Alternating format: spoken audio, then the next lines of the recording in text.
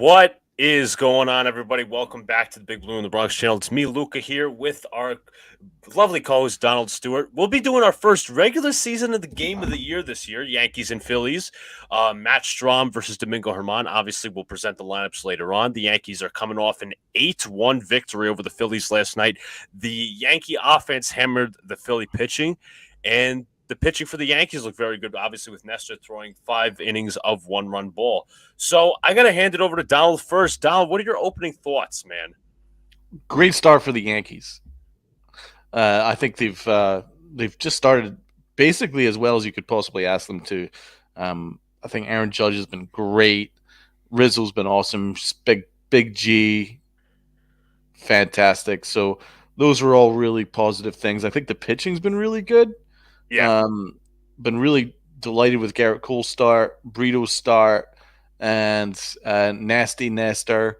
You can always rely on him too. So listen, the pitching's been good, the offense has been good, and the defense has been good. So like I don't really have any complaints at all, and I think Aaron Boone's done a fine job so far.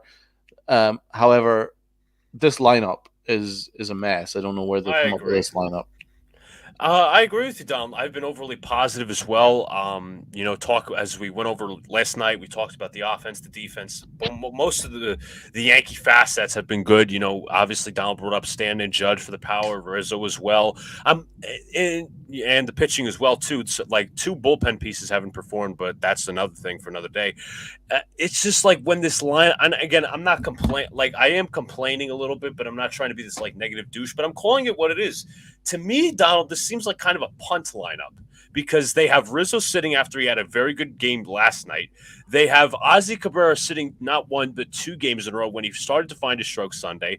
You have Donaldson, Hicks, and IKF 3 in a row, which is the 6th, 7th, and actually 5, 6, 7th holes in the lineup. So it's like, what exactly are they doing here? Again, the Aaron Hicks aspect really annoys me here. It does, because like I know baseball is basically controlled by the front office now. Shout out to Brad, one of our members. Thank you for commenting, Brad. Because like in an ideal world, Donald, Aaron Boone would force Brian Cashman's hand. By Brian Cashman, he obviously wants Aaron Hicks on this roster, and Boone be like, you know what? I don't want to play Aaron Hicks, so I'm not going to play him. But unfortunately, baseball and the Yankees don't work like that. Again, I'm not trying to sound negative for the sake of being negative. I'm calling it what it is. I still think it's ridiculous. And you know what? Guys like Andujar, remember he requested a trade and he eventually got DFA'd. He was claimed off waivers by the Pirates. Clint Frazier eventually, was unsatisfied with his role and then he left. So it's like all these guys are leaving, but Aaron Hicks is still sticking around. And I will repeat this over and over. I'm not trying to be negative for the sake of being negative. I'm just calling it what it is. It's just not good.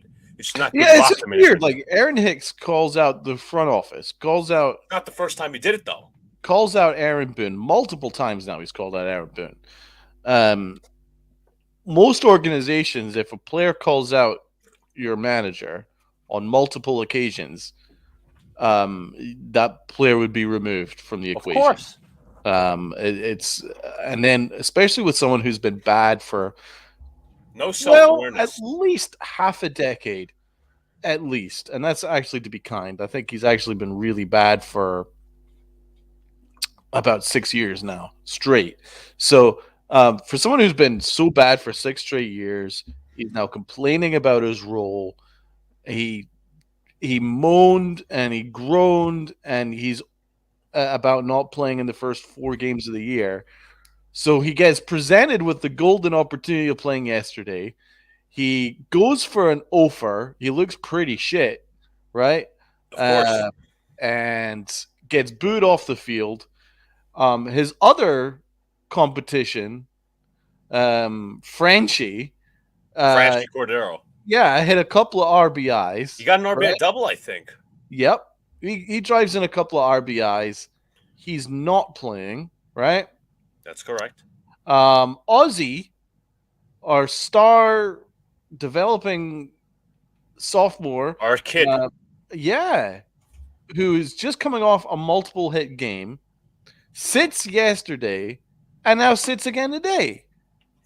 All in favor of Aaron Hicks, who's so bad for the locker room, who's openly complaining about his role, and it just seems like there's one rule for everybody else, and then a for Aaron rule Hicks. for Aaron Hicks.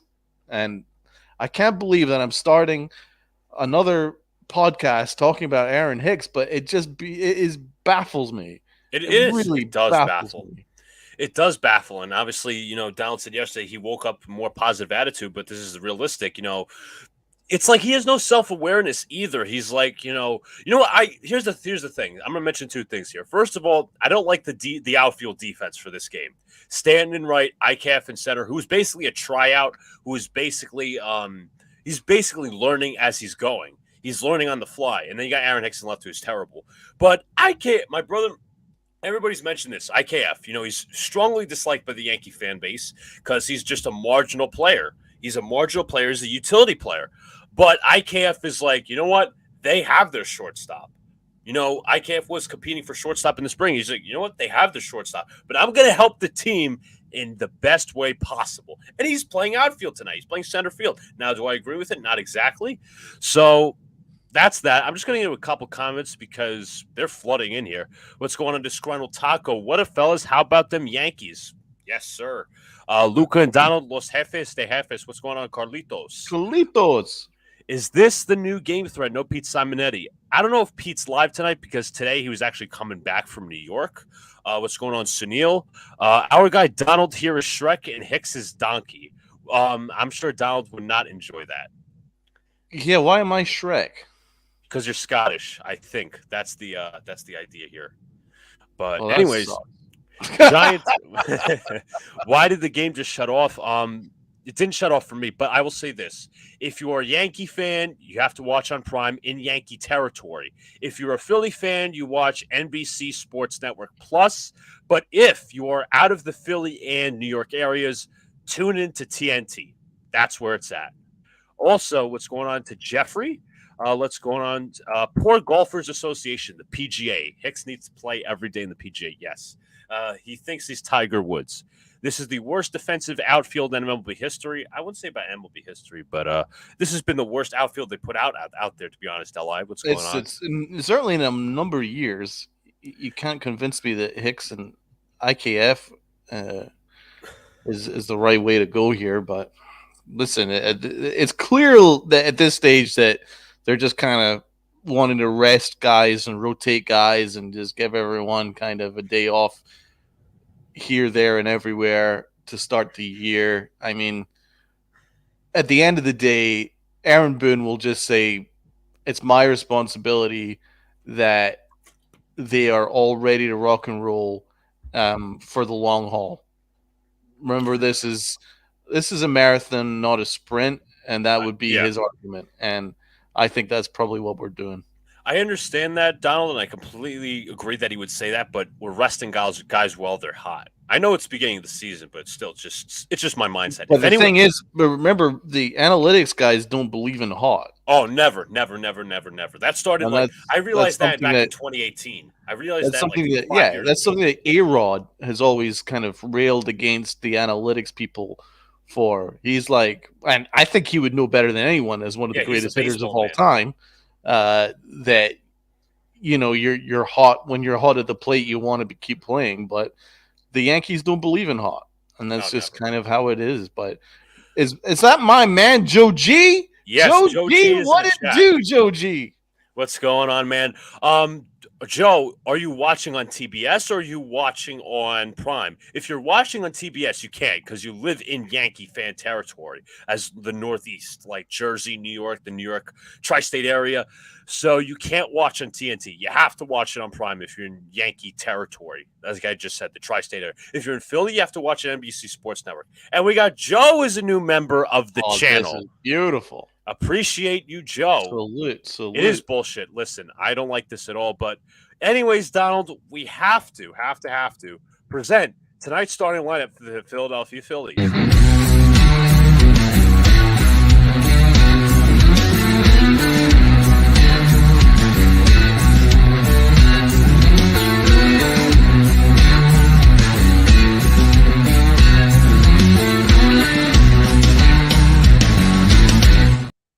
We'll get to the Yankee defense in such a sec, but again, I'd like to thank Joe for becoming a member.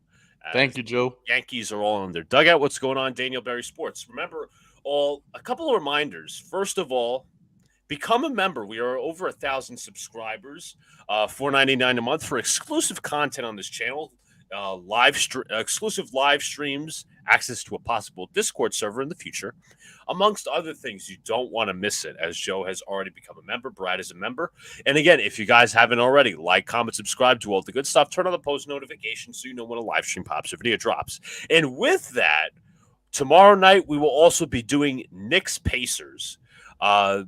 Obviously, that might be a critical game in itself, Donald. I know this is a baseball stream, but if the Knicks either win tomorrow or the Nets lose tonight, the Knicks will officially clinch the 5th seed. So I think the 5th seed is wrapped up, but yeah, it's essentially wrapped up. I want to win as many games as possible, so that when in the final game of the year we can just rest everybody. That's my ideal.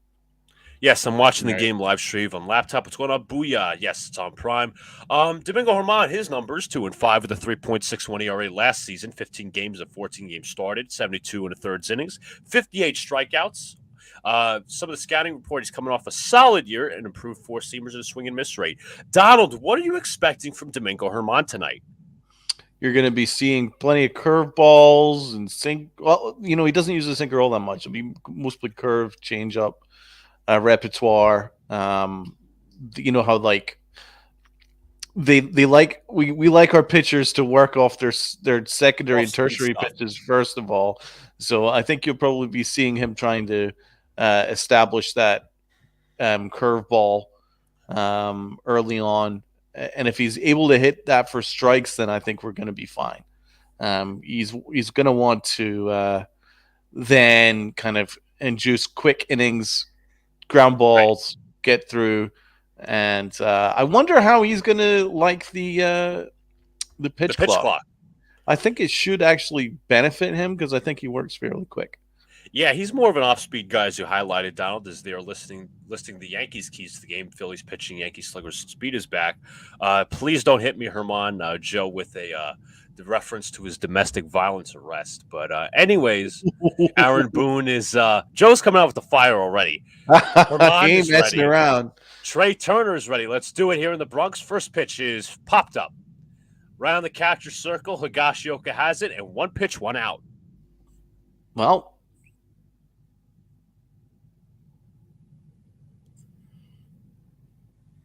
excellent start. Good start. And coming up to the plate is lefty slugger Kyle Schwarber. Germán's going to pitch great for my big 5-0. Okay. Schwarber hitting .059 this season, has not had the best start as the Phillies came off of a sweep from the Rangers. Not doing so good. Germán, number 0. Schwarber crushes that, and that ball is out of here. Oh, First my God. Pitch he sees, it is gone into the bleacher creatures. Oh, 1-0. My God. Oh, he grooved that fastball right That pitch was right over the middle of the plate, and Schwarber just ate it for dinner. 1-0 right down Phillies. The cock. Dude, that was batting practice. That's a batting practice pitch. I completely agree. Aaron Boone was a Schwarber. I saw Aaron Boone's face right there. He's that pitch was right over the center of the plate, and I have my game day open. So that pitch was a they don't list the pitch. I don't know why. They usually pitch. That was a fastball right down the middle of the plate. Pretty much so. Here's Alec Bohm hitting .467 on the season. He took a curveball on the inside. The 1-0 pitch to Bohm is in there for a called strike. Count is Germán. Jesus Christ. Not a promising start. Count is 1-1. Germán working quickly. The pitch is downstairs. Count is 2-1. Sinker hitting 91. That home run was 415 feet. Yeah, it sure was. Yeah, that ball was pissed off. Oh, Germán does low. He just slipped off the mound. He doesn't look comfortable at all. 2-1 to Bohm is fouled off. 2-2. What's going on to Jacob and short clips reels? Anyone else that lives in New York can watch the game. If you live in New York, short clips reels, you have to watch it on Prime. That's the rules. It's going to be blacked out on TNT. Count is 2-2. The pitch way outside. Count 3-2.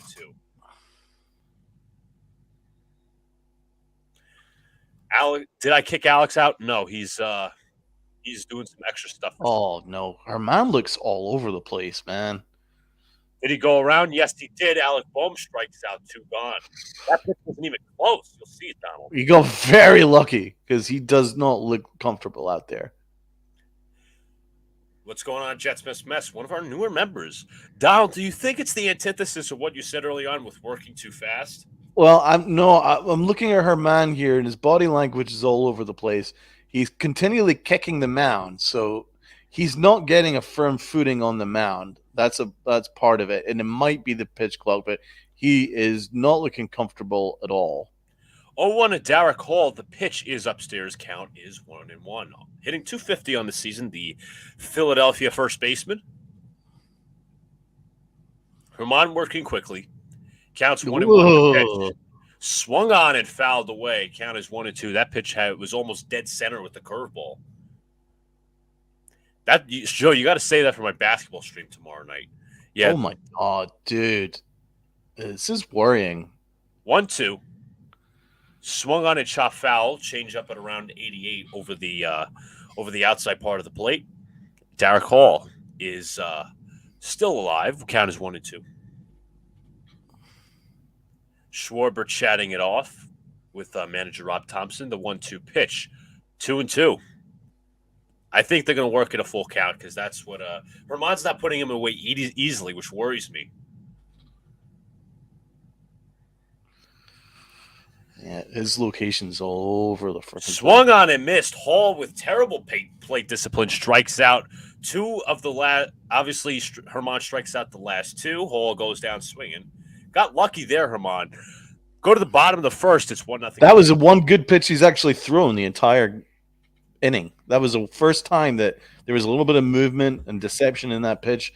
But the rest of his pitches were awful. He's very lucky that was only just 1 run. You look dreadful.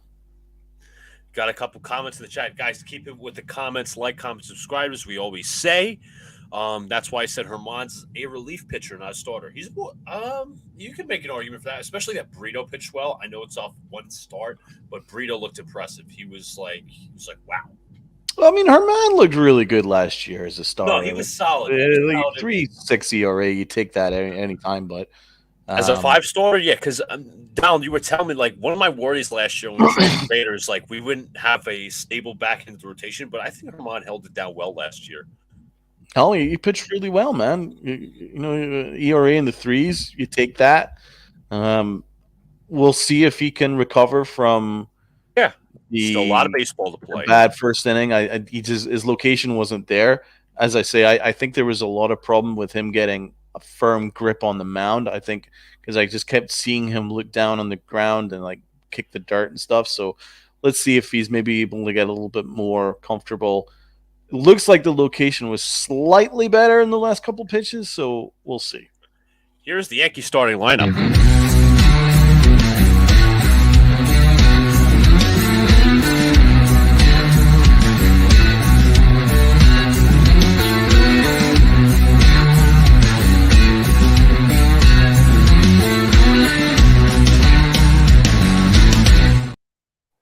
And on the mound for the Philadelphia Phillies is Matt Strahm, converted reliever into starting pitcher, as he was a reliever with the Boston Red Sox for the past few years. Yes, in the works, Joe. In the works. Now, Disgruntled Taco, appreciate it with the posting of the GIFs. Guys, if you are a member, you have access. Who is Joe Schmidt? Interesting. So coming up to the plate is leadoff hitter at first base, DJ LeMahieu, who I think will have a big season with the DJ is my DJ. The pitch in there for a called strike, fastball right over the heart of the plate, count 0-1. Donald, I think the exclusion of the shift is going to help LeMahieu this season. Do you agree? Oh, 100%. I love this change. I think it's great. We've already seen a ton more hits around baseball. And it's also helped the Yankees. They've got driven a couple into more center RBIs. Field, going back to center fielder Marsh. He has it. 1 gone. Almost had the height to get out. Damn, he gave that a ride. He did. I understand, Jacob. So coming up to the plate for the New York Yankees is El Capitan, the new captain, Aaron Judge. I 412. wonder in a summer's day if it's a little hotter. That's long gone. That will be soon enough. Soon enough. Judge with the first pitch is taken inside. Count is 1-0. Judge Yeah, it's coming off his windy out there. It was actually really nice today, but I didn't see any wind. But maybe it's a different story by the Bronx. It looks like the flags kind of looks like there's a bit of just looking at the flags. Is DJ 100% or is footballing? I'm sure he's 100% by now. Yeah, he's rocking and rolling. He gave it a good swing right there, man. He's been fine to start. Not Not great, 300. He's fine. Yeah, he's been good. I think over 300. 3-0 to Judge. Judge early in favor in the count. Do you think he's going to go get green light here? I think there's a chance. Count is 3-0. The pitch.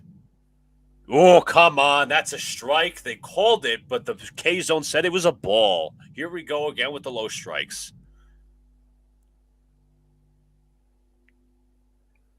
I hate when they call that on Judge. I hate it. It's like they haven't adjusted. Count is 3-1. Strom from the stretch. That sucked. Swung on it, hit to left field. Going back, the left fielder cave. Go. And he makes the catch. That's another one, Donald, that I think is out of the park. If this is my God. Yeah, that's long gone, man. I'm shocked. I think Judge knew off the bat. He's like, damn it. Joe G lives 15 minutes from the stadium. Joe, is it really windy out there or what? Good question, Donald. Here is Gleyber Torres, 333 on the season, 2 homers, 4 RBIs. Pitch to Torres is in. Oh, it's a ball. They actually shaded the little circle in as it was going to be a strike, but Fairchild, the plate umpire, did not call it. It's 1-0. 2 outs. Pitch to Torres. In there for a strike. Count is 1-1. He's had a very good start to the season now, spraying the ball over the field. Killer says it might be, but it was really nice out a minute ago. God, no. And maybe it's just because it's cold. I don't know. Weird. Because I think that was a home run. Yeah, both of them. 2 strikes on to Torres. He takes the sinker on the inside corner. Count is 1-2. Torres steps in with the 8 seconds. Now he calls time. Batters are allowed 1 timeout per at-bat. Pitchers are allowed 2 disengagements per at-bat. Count is 1-2. Strom from the stretch. Deals. Swung on and fouled off. Torres stays alive. Jeffy, what's going on, man? Appreciate you coming in here. Thank you for retweeting and sharing us. As they are showing Gleyber Torres' opposite field home run, and there is proof that when he hits in the opposite field, he's better. 1-2. The pitch to Torres is swung on and fouled away. He's staying alive.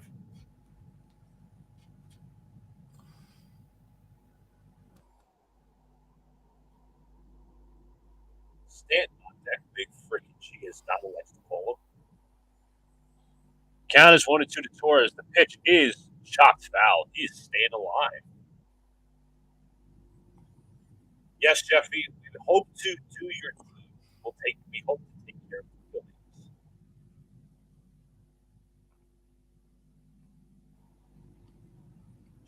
TBS are really focusing on these Phillies haircuts and their beards. Long hair. Oh, that honestly, Donald, that reminds me of the Red Sox from like 2013. Napoli, Ortiz had a beard. Johnny Gomes, all those different guys.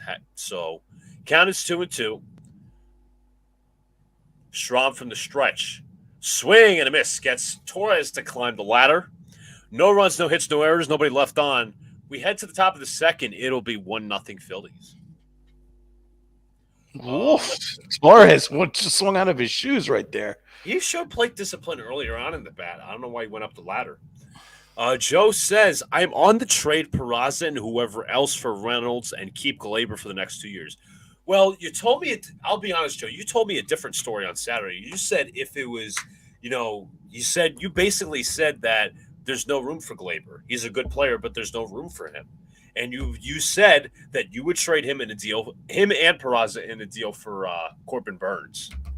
I'll be down. Listen, I'll be down to trade for Brian Reynolds. I love him as a player, and Pittsburgh is too cheap to keep him. But well, sign an extension really. But you had to change your thought. Okay, Donald, what were your thoughts on Joe's comments? I'd be hesitant to trade Peraza just yet. I love Peraza. Yeah, I'm a Peraza fan. I think he's so smooth defensively, but obviously they're going all in on Volpe as short. But Peraza is an incredible shortstop, so I'm sure he'll be a very good second baseman or third baseman wherever they choose to play him. I'm actually kind of in the keep Peraza train, but we need to go and do whatever it takes to try and get Brian Reynolds. So absolutely, if that means Dominguez, if that means Torres, if that means a bunch of pitching prospects to get it done, I'd do it because we need to get rid of the infield glut and we need to start improving our depth. Let's get rid of the dead weight. Yeah, we need to really improve the depth in the outfield. To me, I seriously would have thought this, Donald, without a doubt. I said if the Yankees traded for Brian Reynolds, that would have been the missing piece, in my opinion. Oh yeah. So that's what I still think that now, but obviously, to me, I'd love to know how close we got, or if they were even remotely close this offseason. Yep. Well, Pirates want to keep him because they're cheap and they don't really want to sign him to an extension, which I don't know why. I think it's the opt-outs because Reynolds wanted opt-outs. The Pirates said no. Or the Pirates wanted opt-outs and Reynolds said no. So I think the players want the opt-outs. So anyways, here is Nick Castellanos. First pitch is a curveball swung on and missed in there for a strike. Joe also says DJ would go to third. Donaldson's released or put him there. Put Mayhew there next year. The 0-1. Did Castellanos go around? Yes, he did. Foolish swing there by Castellanos. Count as 0-2.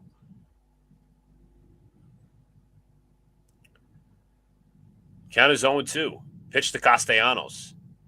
1-2. Joe says, is your team better with Glaber and Reynolds or Peraza and no Glaber? Good question. Next pitch on the way is 2-2. But how even? I know, obviously how what people say in press conferences is different from the actions. But he said that up the middle is going to be Peraza and Volpe for the future. I take it as like that's very interesting. Castellanos lines this one snagged there by Donaldson. Fields fires to first, just gets him. Good scoop by LeMahieu. One gone. I love Samantha's message here. Bring that up. My butt cheeks could be a Donaldson replacement, Jacob. Anything can. Just gonna grab it. I love that, Samantha. It's awesome.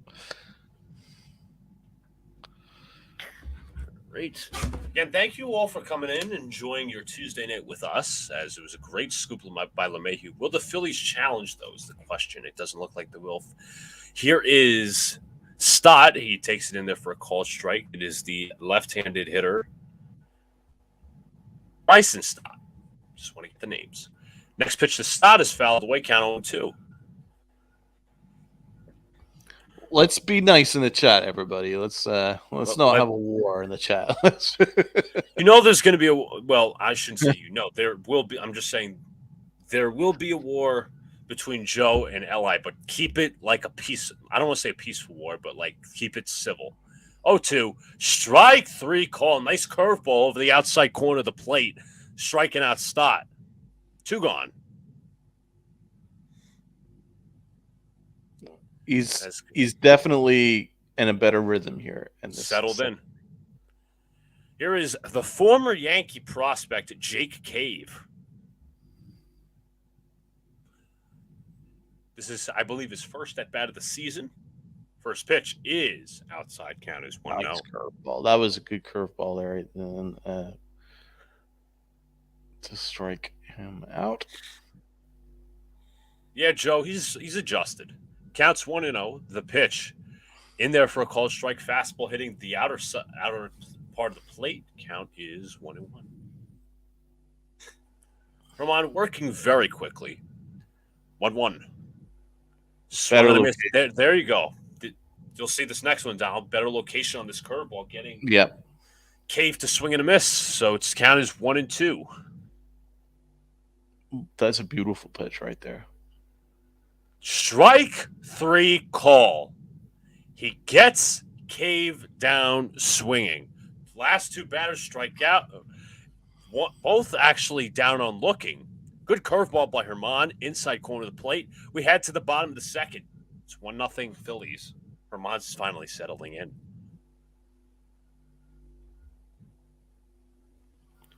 So, Li is right some of the time and wrong all of the time. That's totally not. That sounds like Anchorman. 60% of the time it works all the time. Where is everyone? Well, everybody's here in the chat, but if you're looking for Alex, he had some extra school stuff. Any injury updates on Bader, Rodon, and Severino? Nothing that I heard about Severino or Bader, but Rodon, I think, threw off the mound or had a bullpen session. I'll look that up. Thank you for asking. I'm curious to know myself. Let's see. Rodon. Again, fire your comments, guys. Like, comment, subscribe. Could see hitters in his next bullpen session. That's Carlos Rodon. In terms of Severino and in terms of Harrison Bader, this is per Empire Sports Media.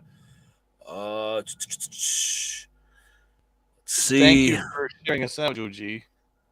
Thank you, Joe. Appreciate it. Bader, he was swimming in the pool. That's Harrison Bader was swimming in the pool. That's progress. That's progress. He could start to get a bat in his hand as soon as next week or earlier in this week and start introducing things from throwing. As for Severino, he's in the arm buildup phase as he threw on Friday and Saturday. Came back asymptomatic, hopefully onward and upward. So nothing much for Severino, but Bader is trying to work his way back with Rodon. You're a funny guy, Joe.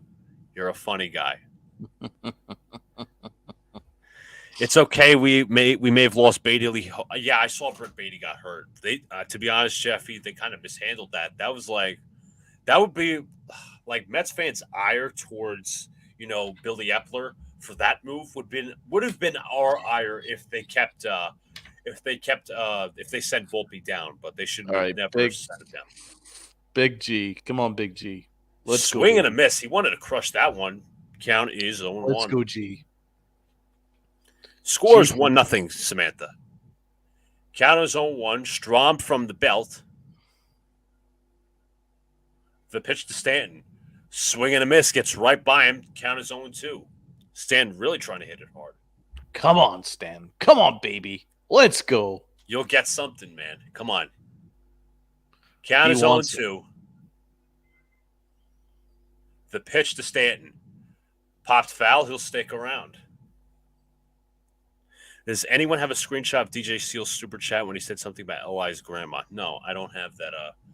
I don't have that. But as we are looking at the pitch clock and the party deck over in center field, we were once there last year. NY1 Newsday, June 25th. Count is 0-2. Pitch to Stan is inside. Count is 1-2. Try to get him with the changeup. Stan did not budge. Come on, Big G. Let's go. Party deck, as they have the pitch clock on both sides of the party deck. Count is 1-2. Pitch to Stanton. Swung on in line, right to Bohm. Fields fires to first, one gone. Damn it. So coming up to the plate is Josh Donaldson. Donald, what did you say about this matchup? How many times last year? Do we have to reiterate? Don't have much faith in this matchup. I don't have faith in this matchup. Where's Alex tonight? Yeah, very funny, Joe. Very funny. Here's Josh Donaldson starting the year hitting 182. You see, he used to have a new batting stance, but it so far has not worked. One out here in the bottom of the second. Don't leave, Samantha. Yeah, don't leave us. Donaldson hits a ground ball to third, staying foul. Could have beat it out. So he'll go back. Ugh. Yeah, that was a weird swing there, chasing it.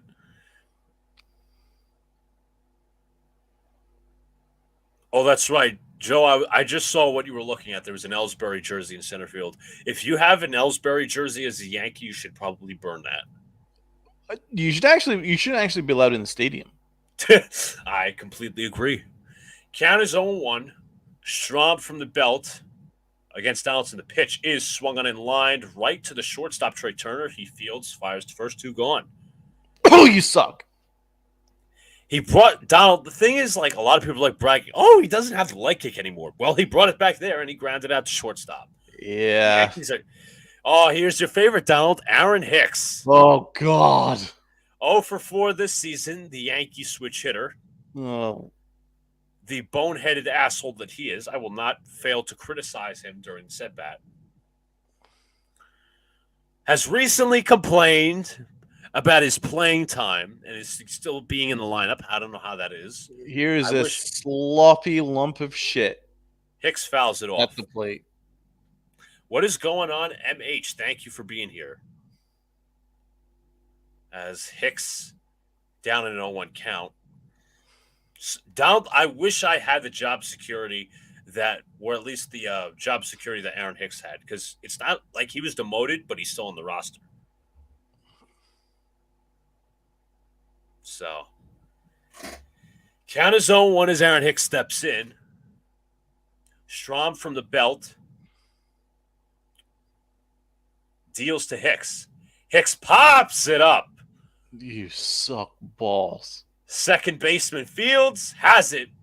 And a 1-2-3 inning. Aaron Hicks just looking mortified as he. Why are you the way that you are? Sweat is literally coming down his bald forehead. What the hell has he done all day? Why are you the way that you are? You useless, sloppy piece of diarrhea. See, we're gonna pull that clip out now, Donald. We're gonna pull out that clip now. Jacob, you bet your ass we'll be doing playoff games for the Knicks. That was a golf swing. Kilojew's right. That was literally a golf swing. Couldn't be any more right, my man. Give it a second. I'm gonna pull up. Jacob, I'm feeling our Donald rant coming. It's coming. If I see any more of this Aaron Hicks nonsense. All right, I have to stop the screen for a second because we're gonna watch this. Here we go. From The Office, folks. Why are you the way that you are? I hate everything that you choose to be. It's the next line. And that is exactly how I feel about Aaron Hicks. All right, let's pull the score bug back up. I'm just going to get 1 second. Yeah.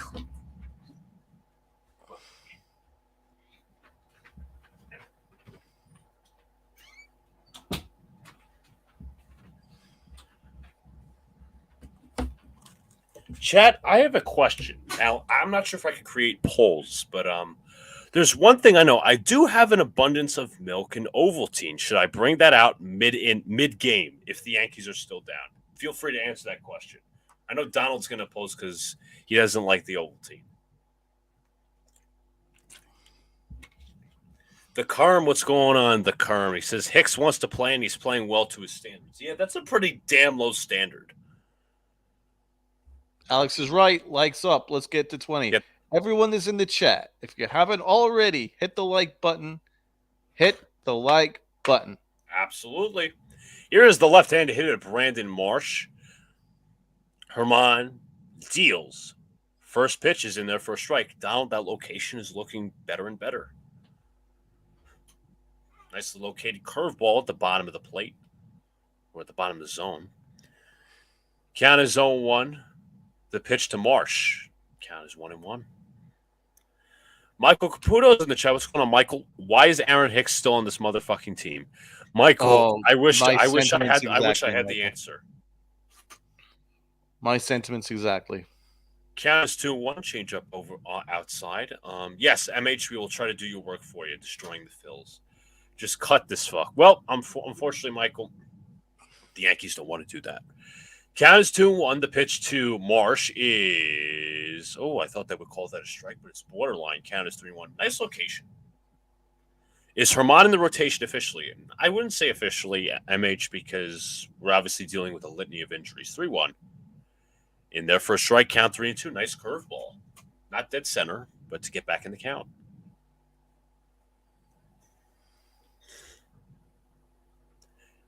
Count is 3-2. The pitch. Marsh swings and hits this one deep right center field. Going back to center fielder. That ball is out of here. Brandon Marsh with the solo bomb, and it is 2-0. Now this was a dead center fastball again. Dude needs to stay away from his fastball because these are batting. The off speed, I'm telling you, dude, the off speed has been working, and he just his curveball's looking good. Why are you trying to groove fastballs down the middle of the plate, brother? Give it to the 9-hitter, no less. 2-0, by the way. Why are these dudes the hairiest motherfuckers I've ever fucking seen? I'm sorry. These are the worst beards. These are worse than lumberjack beards. By the way, these are beards that you would see in a fucking cult. By the way, Marsh was the 8-hitter. 9-hitter right now is Garrett Stubbs, the catcher. Fouled away. Count is 0-2. What's going on, Jason Lang? Thank you for being in the chat. Angry John is also in the chat. He says, "What's up, chat? Need a Yankee win tonight to destroy the disgusting scum known as the Philadelphia Phillies." Yes, it would help the Mets out. Has Donald seen Charlie Blackmon yet? Of course, it's a team. Of course, but this is a team full of them. This is a team full of beards. Again, as I said earlier in the stream, it reminds me of the 2013 Red Sox. They had all the beards. They all look like they're from the fucking Manson family. Yes. Count is 0-2 to Garrett Stubbs, the catcher. The pitch, swung on a miss. He goes back to the off-speed, and that's how he strikes him out. Just strike number 5 for him. Your off-speed, man, because your fastball sucks.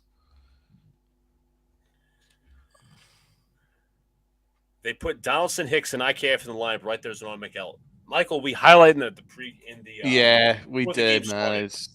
It doesn't make sense, really. I get that they want to make sure that everyone's kind of rested, but that's just a kind of a joke. Like if you're putting like Hicks in on one day, even though I don't think he should be playing at all, that's one thing. But Hicks, Donaldson, and IKF in the same lineup, that's too far. What I don't understand is our A lineup Boone sent out in game 1 and game 2, and then abandoned it since. Right. Very funny, MHM, right here. 1-1 count. Hopefully, Herman sticks with the off speed. The sinker seems to be working well, amongst other things, except the fastball. The pitch is swung on in line in the center field, coming on his IKF, and he makes the catch. 2 gone. Read that ball well for a non-experienced outfielder. Here's Kyle Schwarber. Last hit a home run off Domingo Herman in the first inning. Well read, IKF. Very much so, as IKF is a center fielder in work in progress. Here's the big boy, Kyle Schwarber. The pitch is swung on a grounded foul. Little had too much of the plate over there. Counts 0-1. Listen, I agree with you, Mike. No, I agree. I mean, regarding Rizzo sitting, but the thing is, the Yankees as an organization and their analytics team doesn't believe in hot. Analytics doesn't believe in hot. A-Rod would fight against that. I think any real major leaguer would fight against that because there are times when you're hot and there's times when you're not. But for some reason, these people from Harvard with their laptops that control the game of baseball don't believe in hot. So that's why what do you call the spreadsheets? The spreadsheets, the little spreadsheets that these people, by the way, have never played baseball in their life. I don't know why. Jonas Brothers are in town. Nobody cares. The 1-2 pitches swung on a miss from Schwarber. That'll end the inning. 1 run, 1 hit, no errors, nobody left on. It is 2-0 as we are watching the Jonas Brothers. That was a nice pitch in the radio booth, but nobody cares. But anyways, not a Jonas Brothers fan. No. Where's Cabrera? That was my question. Why is he sitting 2 days in a row? Yeah, that's bizarre. Again, guys, keep the comments coming. Like, hit the like button. If we're not at 20 already, we should be. I mean, how does this like de-incentivize Aaron Hicks to continue to complain and cry and kick up shit every time he's sitting? Because he somehow, since he's done that, he's now played every game since. Right. So there's really nothing that would disincentivize him to continue doing this shit.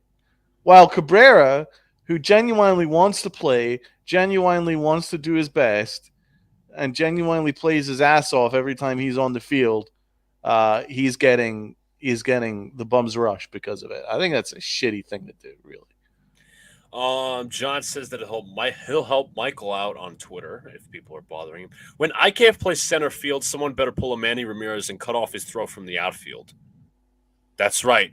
That's right. I remember that play. It was I think it was the inside park home run because they're pussies and afraid of telling Hicks no. I don't understand why can't I understand Aaron Boone has only so much power and all that, but in my world, I would obviously Benjamin refuse to play him. But the biggest thing is that I just learned this past weekend, the Yankees could have traded Hicks to the Rockies. They were like, hey, bring him here. Cashman's like, nope.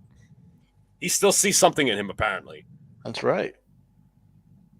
I think that Aaron Hicks is Brian Cashman's guy more than, say, Aaron Boone is a big fan of Aaron Hicks. I think that Brian Cashman is demanding that Aaron Hicks gets all these opportunities more than Aaron Boone, because I think when Aaron Boone had control of the lineup, there was no Aaron Hicks. But I think Brian Cashman's gotten involved, and now we're seeing a lot of Aaron Hicks. Thank the fuck Christ I'm not listening to the broadcast right now. The Jonas Brothers are on the broadcast. Pitch to IKF is in there for actually a ball. They are literally interviewing the Jonas Brothers as if they were Billy Joel or Paul Simon playing at Yankee Stadium. This is unbelievable. Thankfully, I'm not listening with the audio. Counters want to know IKF. The pitch is swung on and fouled away. The Yankees don't have a hit yet. It's been about 2.5 innings. Disgruntled Taco says the Yankees are that person who's convinced they can fix the broken person they are with. Couldn't agree more. Very good analogy, Disgruntled Taco. Count is 1-1 to IKF. The pitch is swung on and missed. Strike two is a heater blown right by him. So the Yankees are in an abusive relationship with Aaron Hicks. Interesting. What's going on, Joseph? You're not serious, are you? Like Billy Joel is the piano man. Count is 1-2. The pitch. IKF goes up the ladder and fouls it off. Hicks definitely has dirt on Cashman. Only plausible explanation. Oh, yeah. In any other organization, he would have been gone. Cut, released, goodbye. And fined for all his horrible comments. Oh, fuck yeah. But Joseph, again, even though I disagree with your Jonas Brothers take, we'll welcome you in the chat. 1-2 pitch to IKF is upstairs. Count is 2-2.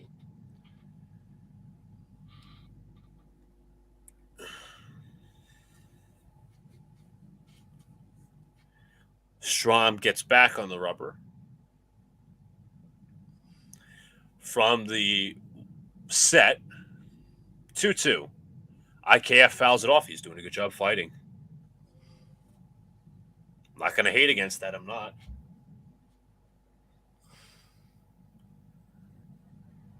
Just messing around. Let's go Yankees. Appreciate you, Joseph. If you haven't already, hit the like button, subscribe. We do Yankees content here. We do Giants content. We'll be streaming some NBA playoff games. Yeah, Coach. Any other organization would never have handed him an extension. I agree, man. See, when we give him that extension, I was very vocal about how much that would be a complete and utter disaster. And I remember Ryan Rucco got back in touch with me and told me that I was wrong, and Aaron Hicks is phenomenal, and Aaron Hicks is great. This is a steal of a deal. Well, it looks like I was right. 23 in here. Likes up, fellas. Thank you, Jacob, for the comment. A little advertising. I'm still mad the A's traded Posh. Yeah, I think he was like DFA'd or put on waivers, and then they traded him.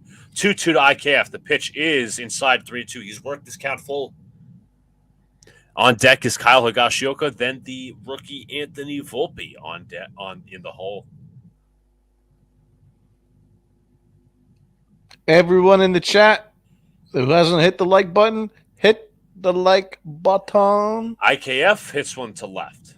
Coming in is Brandon Marsh in the left center. One gone.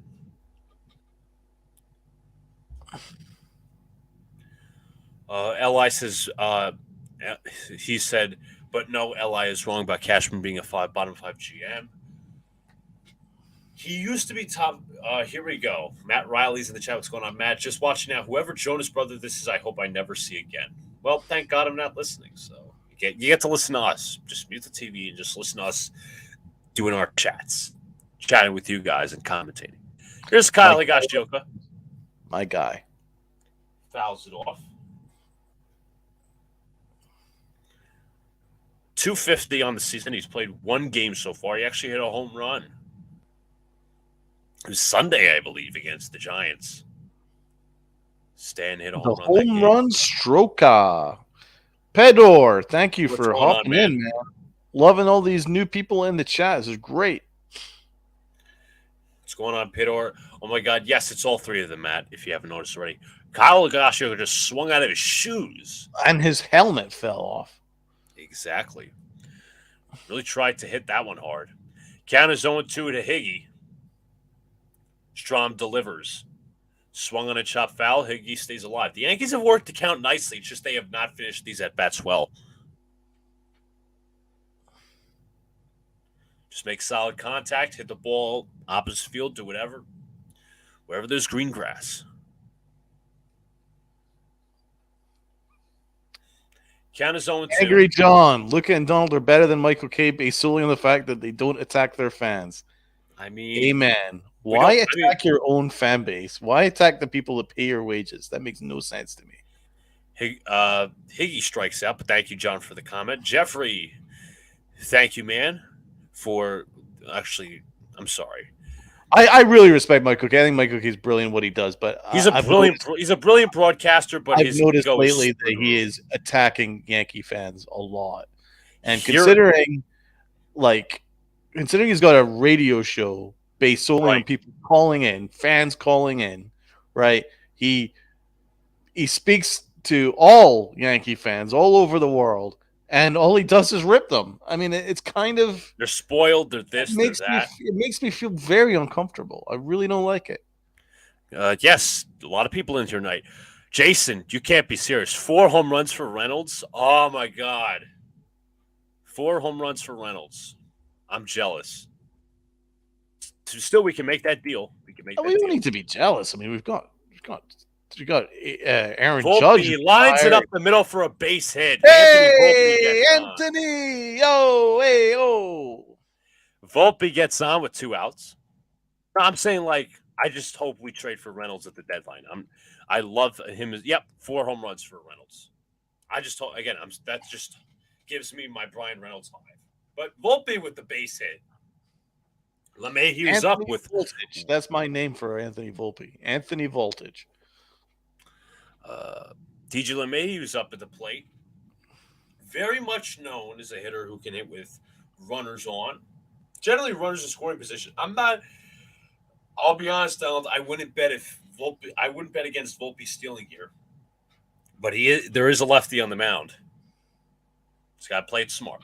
Anthony Voltage. Ayo, Tuto. Tuto, what's going on, man? My man. Where are you, man? Are you in New Jersey or are you in Italy? Where are you? Let us know, man. Count is 1-0. We don't need to trade for Reynolds. I respectfully disagree. Count's 1-0. The pitch to LeMahieu is fouled off. New Yorkers would rather listen to a miserable Mets fan and a fake Yankee fan in Carton and Roberts than Michael K. It should tell you something. Definitely with the ratings, but I'll be honest, I don't even like Carton and Roberts either. I just listen to podcasts. I've completely tuned out New York sports radio. I mean, I used to always listen to the Michael K. show. LeMahieu driven deep to center field, but it's going to be caught by Brandon Marsh. Oh, are you kidding me? I'm telling you, Donald, that was another... If it was summer, that was gone. Oh, my God.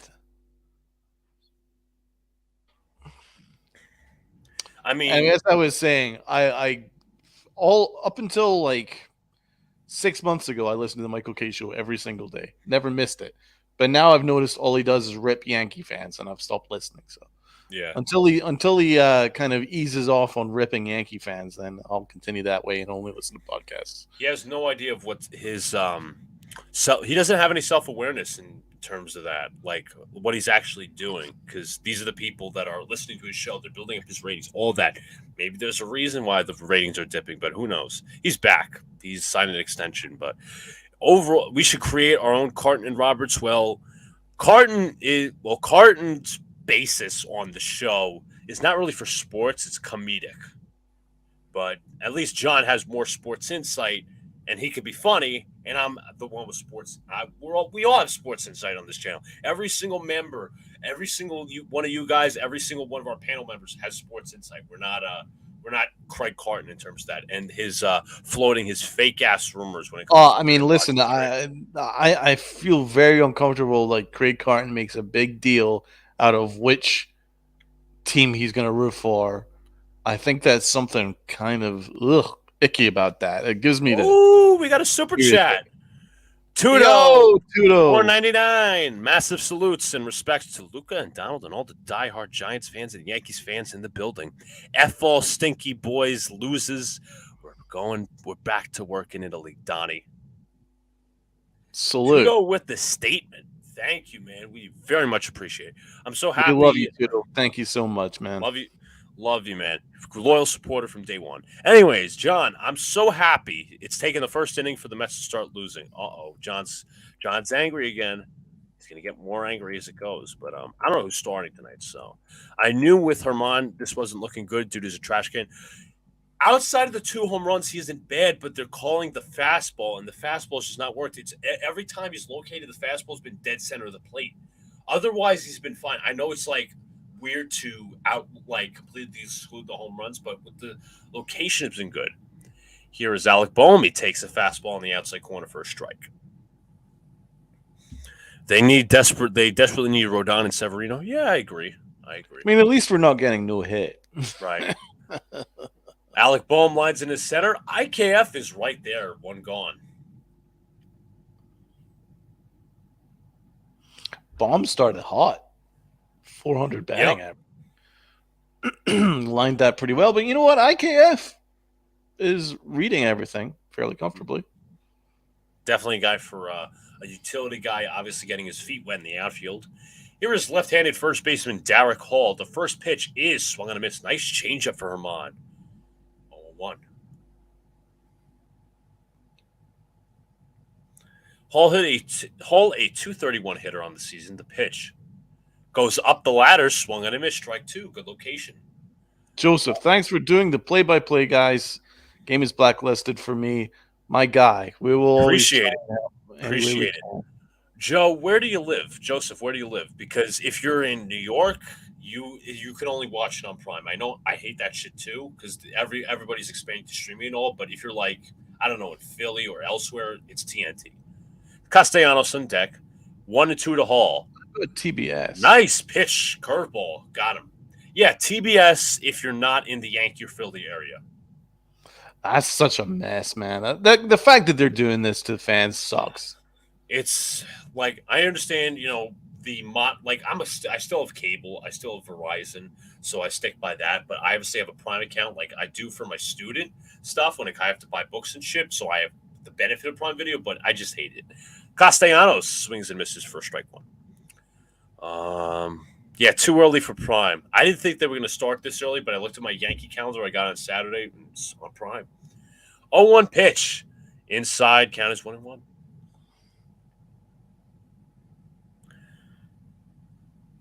That's true. You are eliminating the older fan base. That doesn't help with MLB's growth. We've talked about it like 7 million times. Forget 60 to 80-year-olds, man. Like, freaking 30 upwards. I mean, it's really hard to know what day each game is going to be freaking televised.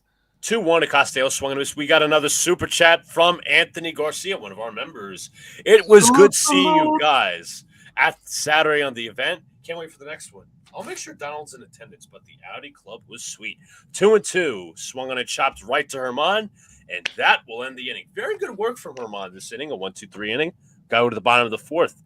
The top with Judge, Torres, and Stanton to lead off the inning. Let's see, get some more comments. I love the comments flowing in, guys. Appreciate it. Please also attend tomorrow because we'll be doing Knicks Pacers as the Knicks potentially could lock up the 5 seed for good. But anyways, go some comments. Matt says the cool thing Amazon Prime did for the NFL season was have a Twitch account so you're able to watch the Thursday night games for free. Yes, I think you have to have a membership with Prime, or you just have you can just stream the game for free, but you have to sign up. I refuse to pay for cable just to watch baseball. That's why I find alternative free ways of watching. Well, if you're gonna watch, if you're gonna watch like one thing, like you don't watch a lot of shows, that's the reason for streaming. So you don't have to pay for all of those other channels. That's why streaming was invented. More worried about streaming games on Amazon Prime than putting together a World Series team. Sad. Well, I don't think it's an MLB thing too, Mike. I can't just completely say it's all the Yankees. Yeah, I think the Yankees thing, I mean, they didn't need to go with this Apple Plus thing, did they? No, the Apple TV, their broadcasters are terrible. Yeah, that's a disgrace. We have our third Super Chat of the night, brought to you by LI Yankee King. I'm going to the Yankees-Guardians game on the 12th. Salute, thank you, LI. They will be playing in Cleveland. No lie, I was in Cleveland about 2 years ago. The outside, I didn't get to go to at the time Indians game, but their stadium on the outside looks really nice, really nice. Apple TV, Peacock. I don't think any Yankee games were on Peacock last year, but I'm not too sure. Just give me 1 second. Everybody, share this out to your dog, to your cat, to your mom, to your dad, to your granddad, and anyone who hasn't hit the like button, hit the like button. Tuto, thank you, my Tuto, another super chat. Thank you very much. Luca, currently recovering from my surgeries on January 1st from Germany, scheduled to hit the irons by May 1st and get activated by July 1st. Hope you've got Peacock. My sister might have Peacock, or I just might have a membership. I don't know, but it doesn't matter. It's such a mess, man. This never should have been the case. It's gross. It's gross. This never happens for NFL or NBA. Like, for NBA, it doesn't happen. They have League Pass, obviously a lot of other things, but they don't have to go through extreme lengths. Here is El Capitan, our judge, and he fouls it off. Progressive Field is I would love to be in that stadium. I'm sure. Captain, my captain, salute, my captain. Oh, captain, my captain. Yankees had a game on Peacock. I know that. I don't know if there was another one. I think it was only once last year, but I could be wrong. Count his own 1. The pitch to Judge. Swung on and missed. Count his own 2. Looks like you tried to cream that one into right field. And John is busy cursing out easy out Escobar. Well, John, you should have brought up Brett Beatty, even though he got hurt. Count his own 2. The pitch to Judge. Downstairs 1-2. He stays disciplined. There's no streaming service that shows all the games. Hulu used to, but they ended that 3 years ago. That's, again, as we said, Samantha, the streaming thing is a mess from top to bottom with MLB. There's no other league that has streaming issues. Thank you. I rely on MLB TV. Judge swings and misses. 1 gone. Match Strom working through the Yankees easily. Yes, thank you, Jeffrey. We got a Giants question first of the night. Luca Donald, think about this. If he was on the Giants, what would happen? I know they would fucking release him. You know why? Because Shane and Dable have balls. I completely agree. Completely agree. They do have balls. There's accountability there. So here is the right-handed Gleyber Torres. The pitch is in there for a called strike count. Is 0-1. Yes, Beatty got hurt, Matt. I don't know the severity. Straub from the belt. The 0-1 pitch. Torres fouls it off. Count is 0-2. Now, Donald, with the obviously, I know it's the 4th inning, but would you like to see these Yankees hitters be a little bit more aggressive? Or well, I think they're being. If I'm honest, I think they're being overly aggressive because they're all swinging out of their freaking shoes, man. They're all trying to hit a home run. Like, why don't they just relax? Get on base. Just relax. I don't know why they're panicking so much. They did it with KG. No reason they did with that. They could do what they wouldn't do with Aaron Hicks. KG. Why do I not recognize? Torres almost went right there. He was lucky. Count is 1-2. The pitch to Torres is upstairs 2-2. DFA Donaldson. Yeah, I wish, man. I wish.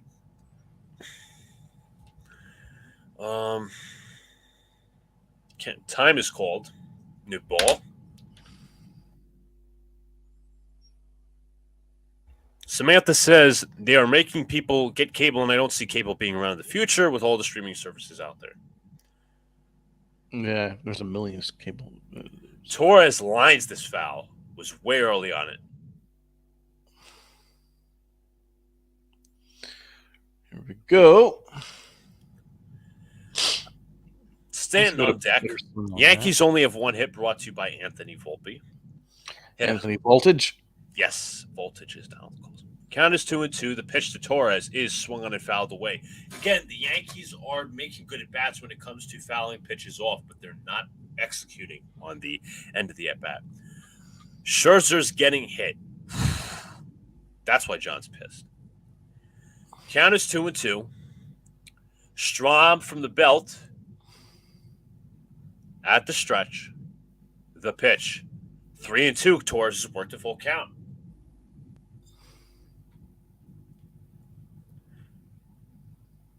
All right, no problem, Jeffrey. No problem. Take your time. Count is 3-2 from Strahm. The pitch. Did he go around? No, he did it. Ball 4. Good eye by Torres. All right, somebody on base. We got Big G coming up. There we go. Here we go. Rally cap time. And his pitch, and just so you guys know, his pitch count is at 55 pitches here in the fourth. We're not out of the fourth, so the Yankees could muddy that pitch count a little bit more, make him get tired a little bit. John's about to just demonstrate his PhD in understanding soon in front of Buck and Epler. Yeah, John is not a happy man right now. Brewers. All right, Big G. Let's go. Let's go, brother. Here is the big man, Giancarlo Stanton. Standing in tall, Strahm from the belt. The pitch. Inside. Did he go around? No, he did not. Count is 1-0. Stanton, 176 on the season. Time, and you got Chad Fairchild calling time. It looks like he heard some chirping from the dugout. That pitch was way inside, and that wasn't even close to a swing. But anyways, count is 1-0. Strahm from the belt. The pitch to Stanton. Upstairs 2-0. Strahm seems a little bit rattled. I wish we had more contact hitters. I think we have some, but some guys tend to be all or nothing, which is not great. The Yankees, as there's a mound visit, should I say. But the Yankees have some contact hitters, but some of the power hitters swing too out of their shoes too much. Count is 2-0. Strahm trying to relax himself. About 16 on the pitch clock. Strahm back into it from the stretch. Looking over to first. The pitch. In there they're going to be a 3-0 count. I thought he was going to call it a strike. It was inside, so Stanton now has a 3-ball count. Count is 3-0 from Good Strahm. eye, G. Good eye indeed. 3-0. Swung on and hit to left. Stanton going back, and another one that stays in the park. Jake Cave makes the catch. 2 gone. This fucking wind. Well, no. I don't know if it was the wind necessarily. Like, Stanton looked pissed as soon as he hit it. He got under that. He got under it, man. I don't necessarily understand why the green lit him there. I wouldn't. That's true. Wouldn't it be better just to get on base? He was struggling. As I mean, Strahm, like he. It was the ideal pitch to hit. It really was, though, and he should have hit that out of the park. Here's Josh Donaldson. By the way, the wind is actually flowing from right to left, 8 miles an hour. So that's why you're seeing the wind. I know it wasn't in effect there, but I just have to point that out. I'm not a massive proponent for green lighting and 3-0 though. I like getting on base. I like putting pressure on the pitcher.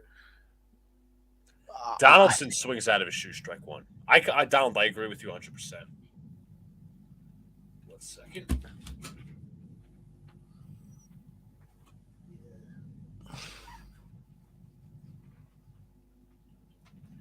Count is 0-1. The pitch to Donaldson is swung on in line into short left field. Cave is there, and that'll be the end of the inning. Oh, we got Sir Pete in the chat. What's going on, man? Hey! Appreciate you checking us out. Salute, Pete. Salute. How was the game? Oh, you must have loved yesterday, Pete. Yep. Gets to go to 2 games in 1 weekend. It was pretty thrilling. At least he salvaged his weekend here in New York with a victory last night against the Phillies. The boss is in the chat, my man. Donaldson is going to zone out Brian Mansell style, says Angry John. Give me 1 second. Quick bathroom break. Unreal game, yeah. It freaking was. The boss is here. Be on your best behavior. Hell yeah. That's right. Let's get this going here. So everyone who hasn't hit the like button, hit the like button. Jacob, let's leave the Giants stuff for Monday for Alex and myself to really get into. Let's keep it to Yankee stuff here. What do you guys think about Stanton swinging on 3-0? Would you guys done that, or would you have just taken the walk? I guess maybe it's a full philosophical difference here, but I probably would have just tried to draw a walk.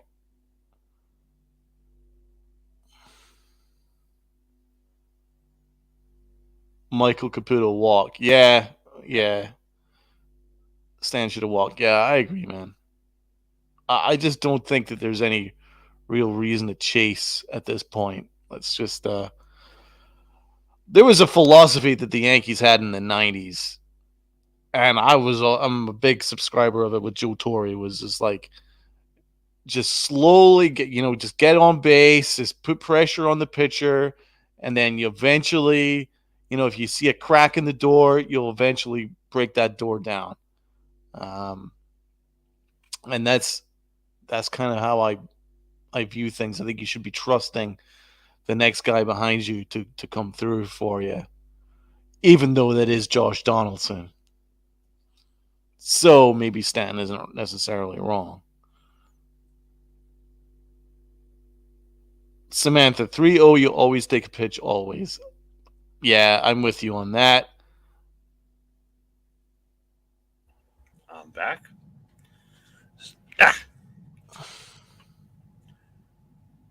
So now, how is that not a strike? Count is 3-0, by the way, on Bryson Stott. Well, Eli, it's not the case of always taking. There's certain scenarios where I do swing. But I think in this situation, kind of still early in the game, I would just try and get base runners going here. But there might have been the fact that Stanton deep down doesn't trust Josh Donaldson. Yeah, you don't. I can't blame him at all for that. But that's something to do with Aaron Boone. Why is Josh Donaldson the protection for Big G? I have no idea why. 3-2 to Stott. The pitch fouled off. John says you should never be swinging 3-0. Even if the pitcher throws a strike, you take a pitch for your other hitters to see it, and you also get the pitcher more tired. Yeah, it seemed that Strom was starting to lose his grip. He didn't look the same. 3-2 to Stott is fouled off. No one trusts Donaldson. Yeah. No, I don't trust him either, but I don't think he's that popular in the locker room. No, I don't think so either. I think they might see him as a dick. Oh, he certainly is a dick. Count is 3-2 to Stott. The pitch swung on and missed. Not even close, but Herman gets him to chase on the movement on the changeup. Strikeout number 8 for Herman.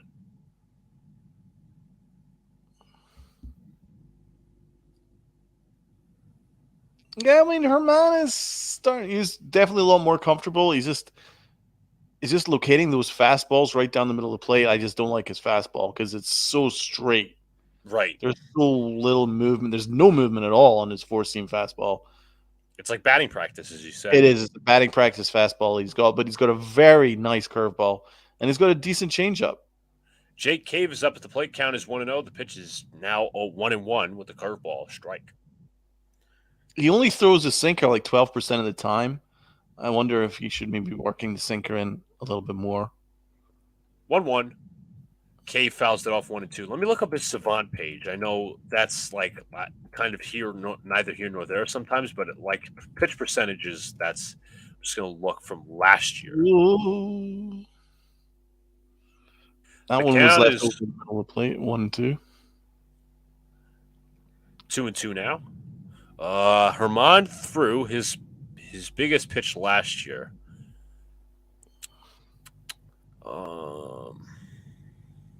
Jacob, Donald, they hate Donaldson ever since the Tim Anderson incident. Well, yeah, I think he slightly derailed the real positive impact that the Yankees were having until the Tim Anderson incident. Herman, that single, that was a fastball right down the middle of the plate. Again, I think it was actually a curveball, but I'm not sure. But anyways, Herman threw the curveball most last year, but that pitch was poor location. The Tim I was actually taking his side on the Tim Anderson thing, but otherwise, I can't stand him. I don't like how he pimps out home runs and gets thrown out at second.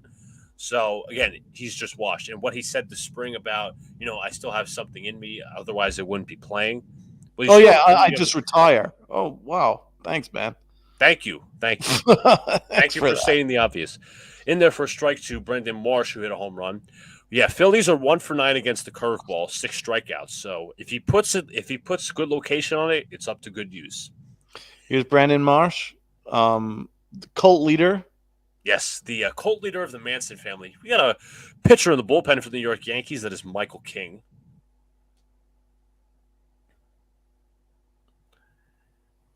Cult leader of the Manson family. Hopefully he takes some Kool-Aid and walks right off a cliff. Sorry about that. That was me. Count is 1-1. Herman goes for the pickoff move. Again, pitchers are allowed 2 disengagements per at bat. Marsh, a .417 hitter on the season. I know it's very early, but it's just good to state that. Count is 1-1. The pitch. Marsh fouls it away. Count is 1-2. See, Samantha, I understand what you're saying, but it's like times like these where I wish they had like the amnesty clause in the NBA. What the Knicks did with Allen Houston. Okay. Like they did with Allen Houston, where they signed him to a terrible contract. He got hurt at the end of his career and they got out of it. That's what I hope that's what I hope MLB can do. But there's not many cases where the teams are this incompetent to take a guy who's washed in $25 million. 1-2 pitch is fouled off.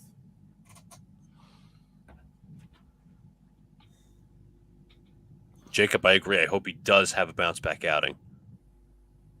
This is Brandon Marsh's song. I'm a lumberjack and I'm okay. Count is 1-2. The pitch. Way upstairs, count 2-2. LI, that's great in principle, but is Colorado going to take him on? And what if you have to add add-ons?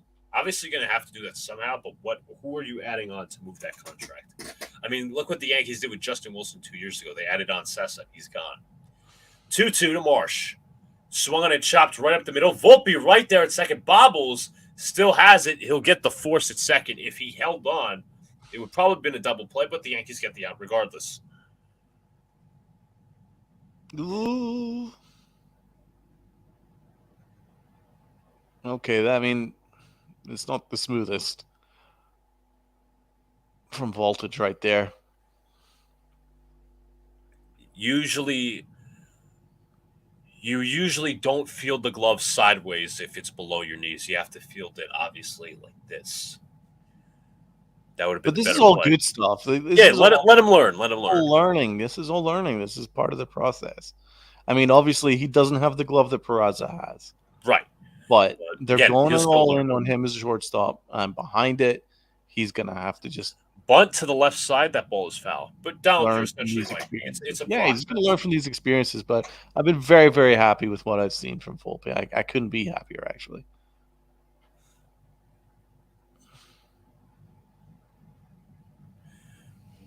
Matt says what's annoying about the whole Donaldson trade is even if he was slightly better than Gio, you still don't make the trade because he's making 20 fucking more million than the guy you're trading away. Yeah. I mean, there's no question about it. And the fact that Gio is actually a much better player than Josh Donaldson now, it just hurts so much. But it is what it is. We just have to deal with it.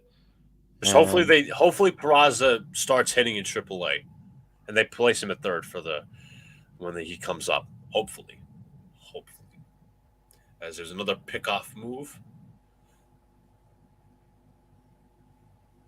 Stubbs at the plate. The count is 0-1. Herman at 74 pitches. This probably is his last inning. He's pitched very solid outside of the home runs. Count is 0-1 to Stubbs, the catcher. Do you think this is his last inning? I think so. Line to the left field. That is a base hit. It will drop right in front of Aaron Hicks. So coming up is Trey Turner with 2 men on. Yeah, the Mets did DFA Darren Ruff. That was a bad trade. And then they said, we'll no, it's actually going to be he's going to be files in inning regardless, Donald, because they are taking out Herman. Michael King will come in. Wow.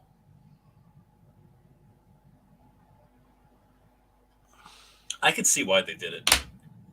Because it seemed like Herman, even even the pitches outside the zone, they started to hit. I understand what they did. Hopefully King cleans it up. But, the Yankees are making a pitching change. Okay, everybody in the chat, is this the right call, or would you have let him finish the 5th? Good question. Everybody should answer that. Let's get the opinions on that. I think it is the right answer. I'm not sure because it's not like he's being hit hard, but I guess you're saying they're being a little too precautious. I guess that's your point. I mean, he's only 75 pitches. I mean, I probably would have had him try and finish the 5th.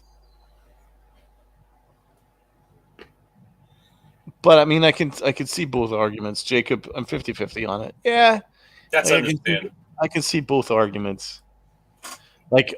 I mean, obviously, in the event of Herman grooving a fastball down the middle of the plate, suddenly it's a 5-zip game, then it's a different conversation. And then we obviously know that. All right, so from most of what I'm seeing is basically 50-50, and it's okay. It's an okay move. But yeah, John says, if he's throwing a meatball, it's better to play it safe.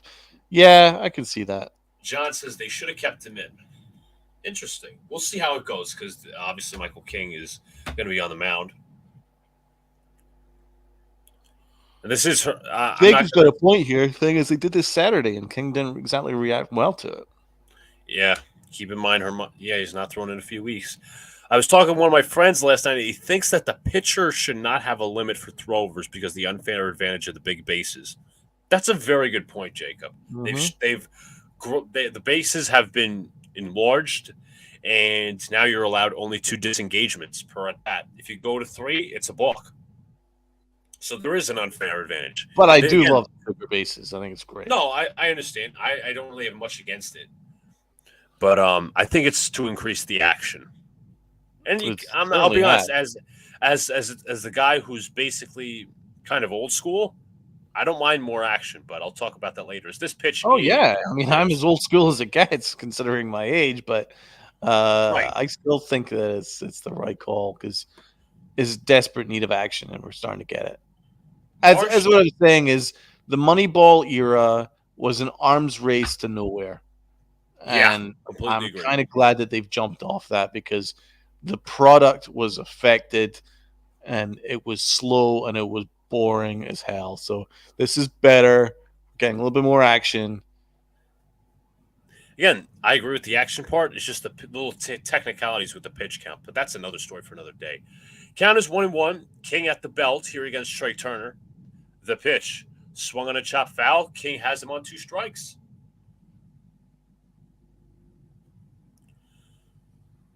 Joe, is this true? Boone says we have a bullpen day coming up. Then you have to be very precautious about. I hate the opener so much. Dude, couldn't agree with you more. I hate the Outlaw the opener. Outlaw it. They should ban it everywhere. The pitch to Turner is swung on in line right center field. That will drop for a base hit. Oh, I fucking knew it. And Brandon Marsh scores. It's 3-0. What did I tell you? What did I tell you? Now I'm wrong. That pitch was, see, the thing down, it was hanging, but it was on the outside part of the plate where he could just drive that opposite field. Not a good start for King. Not a good start for King. And it's 2 outs, he's going to be coming home easily. So it's 3-0. I mean, I wouldn't have put King in that scenario because he's just coming back from injury, right? Why don't you give him a clean inning? Put in somebody like Wandy. Give him Wandy. Put in Wandy. Shit. I don't want to say like looking back on it to play the revisionist history game, but yes, Donald, you brought up the great point. He is coming off injury, and you're trying to use him as a I don't want to say mop-up duty, but it's kind of like that.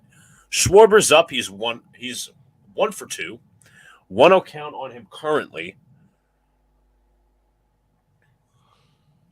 The pitch blows right, a fastball right by him. Count is 1-1.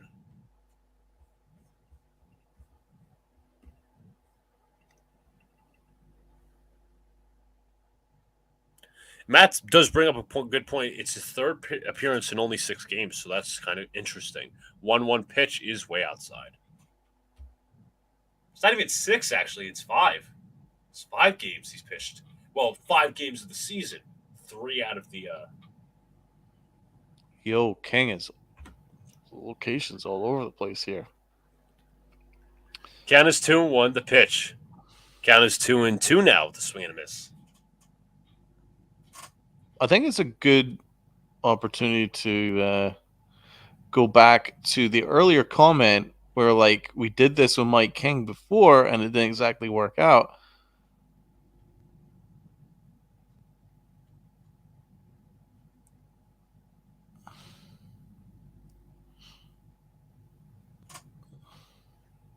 Count is 2-2, 2 men on, 2 outs. King at the belt. The pitch. Swung on a chop to the right side. LeMahieu has it. Foul ball. I'd rather tear my elbow than break it. I said this when King got hurt last year. I'd rather tear my elbow, break it, because there's a chance the break never fully heals. He clearly is not the same pitcher. As of right now, as Bellotti is warming up for the Phillies, that is Andrew Bellotti to be exact. Count is 2-2. The pitch inside, count is 3-2. Full count.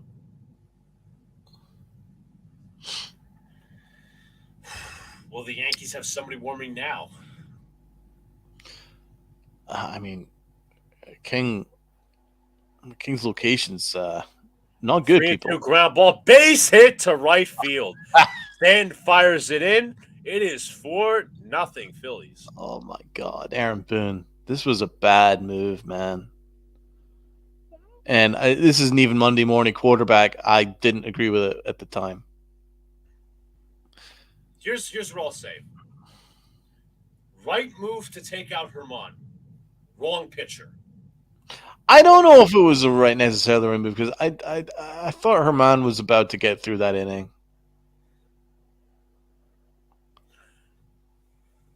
So coming up is the third hitter, Alec Bohm, as the Yankees have not warmed up yet. Warmed anybody up yet. Which of your fielders can pitch?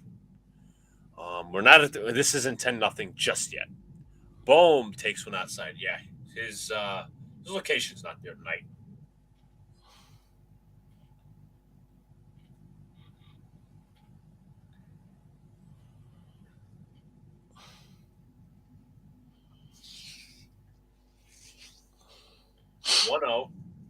Pitch to Bohm is in there for a called strike. So luckily if Bohm didn't hit that could have been crushed.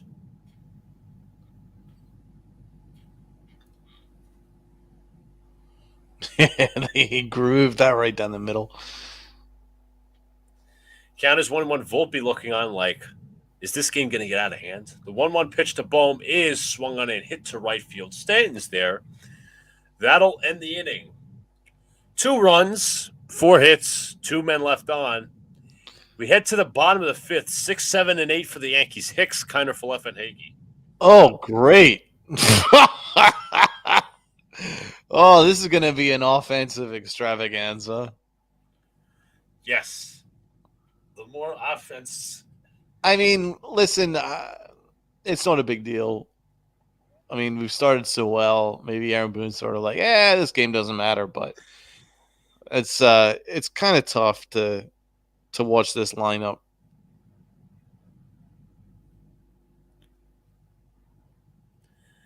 Six, 7, and 8.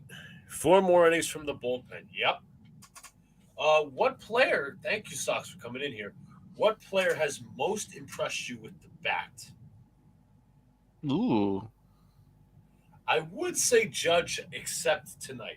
Well, I shouldn't say impressed because he's obviously expected to hit very well. He's had a hot start to the season. Yeah, I mean, can we really say Aaron Judge considering it's I guess the best LeMahieu in certain spots. And no, I'll say Gleyber Torres. Gleyber Torres is my answer. Yeah, I would say probably Gleyber because he's been the guy that, seems to be the most tradable at this point. But he's come back and he's just looked very, very good. Solid at bats and stuff. I'd also say Anthony Volpe. I think Volpe's impressed me too. But he's not shown too much power yet. But so I would go Gleyber. I agree with that. Aaron Judge, I fully expect to have a great year. LeMahieu, when healthy, he's phenomenal. And Stanton, when healthy, he's phenomenal. And Rizzo, when healthy, he's phenomenal. So yes. I'm not worried about those guys. It's the big surprise has been Torres for me. That he's hitting all fields. It's not that I've never ever doubted his ability. It's that we're seeing him hit to all fields, and that's something that's been a real positive to start this year. That he's not just a pool hitter, so that's been quality, and he's drawing walks as well. This is not something that I normally give credit to Torres for, but he is actually being a bit more selective. Yeah, Kings and Holmes have been horrible so far. No doubt it, Mike. Completely agree. Yeah, man. That it's a worry, man. Like we need those guys cooking. I mean, I have very little faith in Holmes. I've got a lot of faith in King, though. 2 of the most critical pitchers in the bullpen. And that's, again, I'm not trying to be this Monday morning quarterback shit, but I said from the offseason the Yankees need another arm, and I said Andrew Chafin all the way. Give me another sinker ball guy. Yeah, but we used up all our money because of Josh Donaldson's contract and Aaron Hicks's contract and taking on IKF's $5 million. They didn't have to pick up his option. I'm just saying, I know. But here's Andrew Bellotti coming in for the Philadelphia Phillies. They've decided to replace Matt Strahm after 5. Understandable since he's a converted reliever. Here's Aaron Hicks, the lefty. Oh, the golfer. Lefty. Yes, the professional Tiger. He is compared to Tiger Woods. If you haven't Isn't noticed. That because? Right. Anyway, isn't he engaged to Tiger Woods' niece or something? Oh boy! And had a baby from someone else, and I'd have to look that up. No, his off-field antics are as disgraceful as his on-field. Couldn't agree more. Aaron Hicks is now at a 1-1 count. The 1-1 pitch. Downstairs 2-1. Aaron Hicks 0-0-0-0-0-0-0 right across the board. Beautiful. Donald, you were right. I think is still engaged to the niece of Tiger Woods. Yeah, but he had a girlfriend. He knocked her up, then left her, and then came back, and then left her again, and then got with Tiger's niece. Yeah, they live in Arizona and they have a child. Count is 2-2. The pitch to Hicks. Swung on and missed. Gone. Yeah, that's right. Joey cheated on his ex-wife, pregnant at the time, with Tiger Woods' niece, who is now engaged to. What a lovely guy. And that was a beautiful swing, Aaron. That was freaking beautiful. That was beautiful. You suck balls. You fucking suck. You waste of space. Here is IKF, the 7th hitter. The pitch swung on and fouled away. Yeah, Hicks is a loser. Do the old he. But it's unfair to boom. It's unfair to boom, folks, according to the Michael K. Yeah, it's not fair to boom at all. Absolutely not. Downstairs 1-1.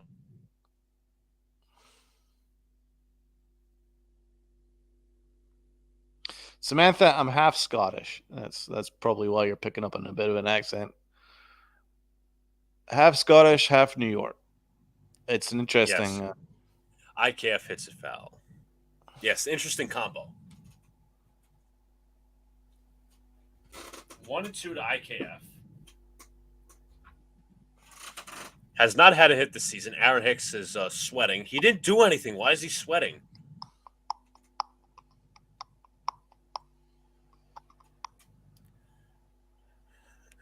Yeah, it's 1-2. I just saw Joe's comment. The pitch to IKF is 2-2. What's going on? Just Killer. Oh my, what's going on? What's going on, man? Thank you for joining. What is up? Thank you for joining, man. Hit the like button if you On haven't Twitch. already. Count is 2-2 to IKF. Bellotti from the belt deals. IKF hits it to the right side. This is going to go out of play.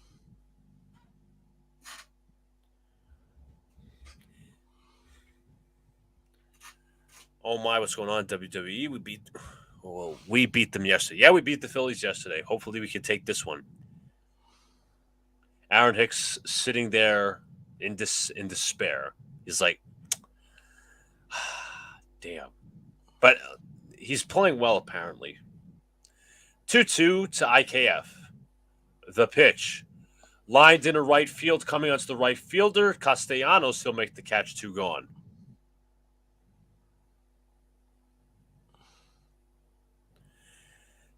Matt brings up a good point from what David Cohn said.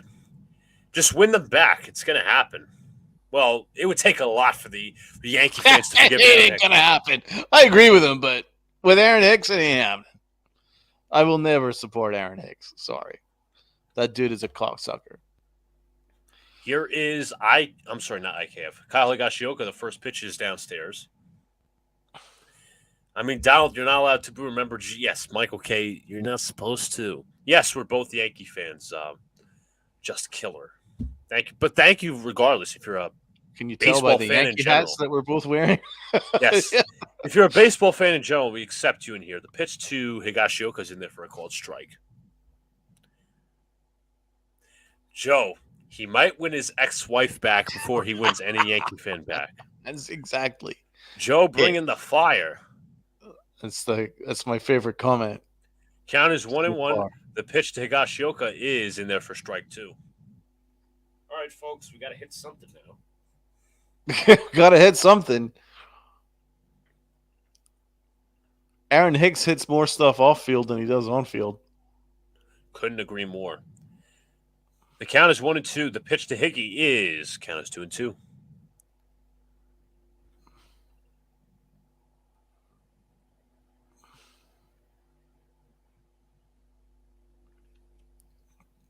Thanks, everyone in the chat. This has been really awesome. Let's keep it up. Appreciate it.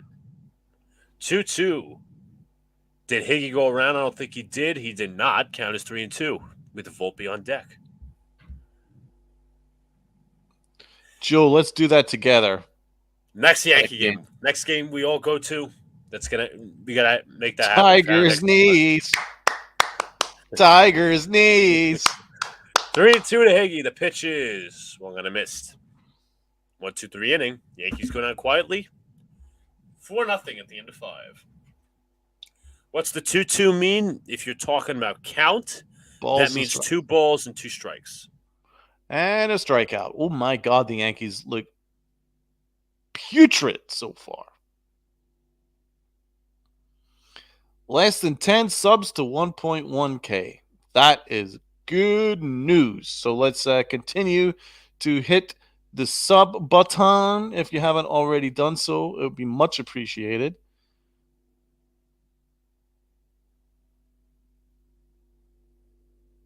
Just Killer, did I hear you're part Scottish? I am part Scottish. My father was Scottish. My mom's from New York. Florio fucking sucks. Well, I'll be honest, like, the Yankees didn't give him much of a chance, but in those chances, he didn't show much. I'm going to be honest. I'm going to be completely honest. Aaron Judge gave Hicks a pat on the back. Donald, you think Peraza can be a third baseman for us? Yes, very much so. Try that out in AAA. Yeah, I mean, I kind of like DJ to play third. Right. And I'd kind of like Peraza to be our shortstop and Volpe to be second. But Volpe's all in on short, so that's fine. So Peraza I'd probably have at second base. But that means that Torres has to go. Or you can have Torres as a DH, which is obviously... That wouldn't happen. But he was DH in the first game. No, I'm not disagreeing with you, but the Yankees are barely gonna put Stanton out of in right field. Just Killer, I'm not Scottish, man. I have Scottish relatives. Awesome. Where are they based? Luca, you're going to be completely transparent. We know it. Johnson's never transparent. If he is transparent, you know what that means. You got to get that transparent T-shirt out. Yes, folks, we have the store up. We have 4 shirts selling right now. We got a shirt from I think we have a Donald shirt. I think we have an Angry John shirt or 2. Guys, check out the store. If Alex did not post in the link. Glasgow and Edinburgh, I believe. Yeah, there's the 2 main cities in Scotland. So Edinburgh King is the capital city. King is still on the mound. Interesting. That pitch is outside. Torres DH in the WBC for Venezuela. Yeah, and he DH'd in our opening game, and I think that's something that should From probably time to time work in future. Count is 1-0. The pitch is fouled off. Count is now 1-1.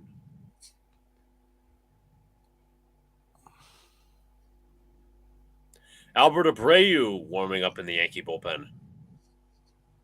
Not his biggest fan, honestly. Yeah, I'm even less of a fan than you are of Abreu. Count is 1-1. Taking her man out for King was another clusterfuck move from Boone. There's something to be said about that.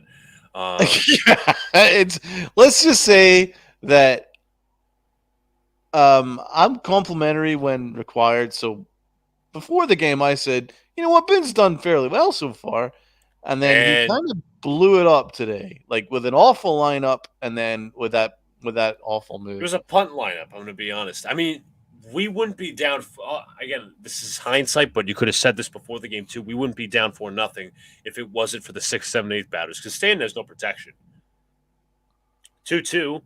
Hall foul. No, he's going to line this right to first. It's a fair ball, and it's one gone right there by LeMahieu. Michael Caputo says, I don't like Herman, but he was not pitching awful. He was okay until they brought King in. He wasn't awful, no. Outside of the 2 home run balls, it would be nothing. I know that's like obviously a big part of the game, but it is what it is. Here is Nick Castellanos. A second man here batting the 6th. The first pitch is in there for a called strike. Count is 0-1. Yeah, they're going to have another prime game on the 19th of April. Damn, I got to check out my Yankee calendar to see who they're facing that day. Might be. In that case, maybe we need to do another stream.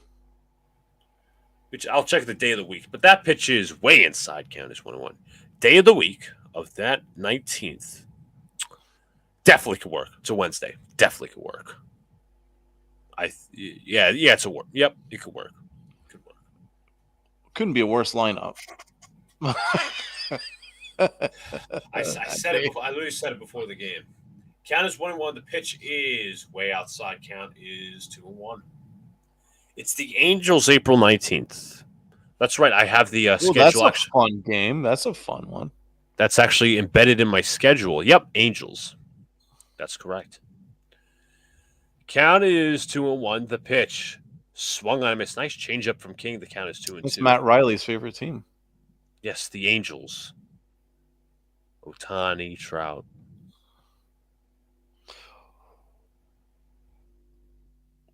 Count is 2-2. Castellanos. The pitch swung on and missed. 2 gone.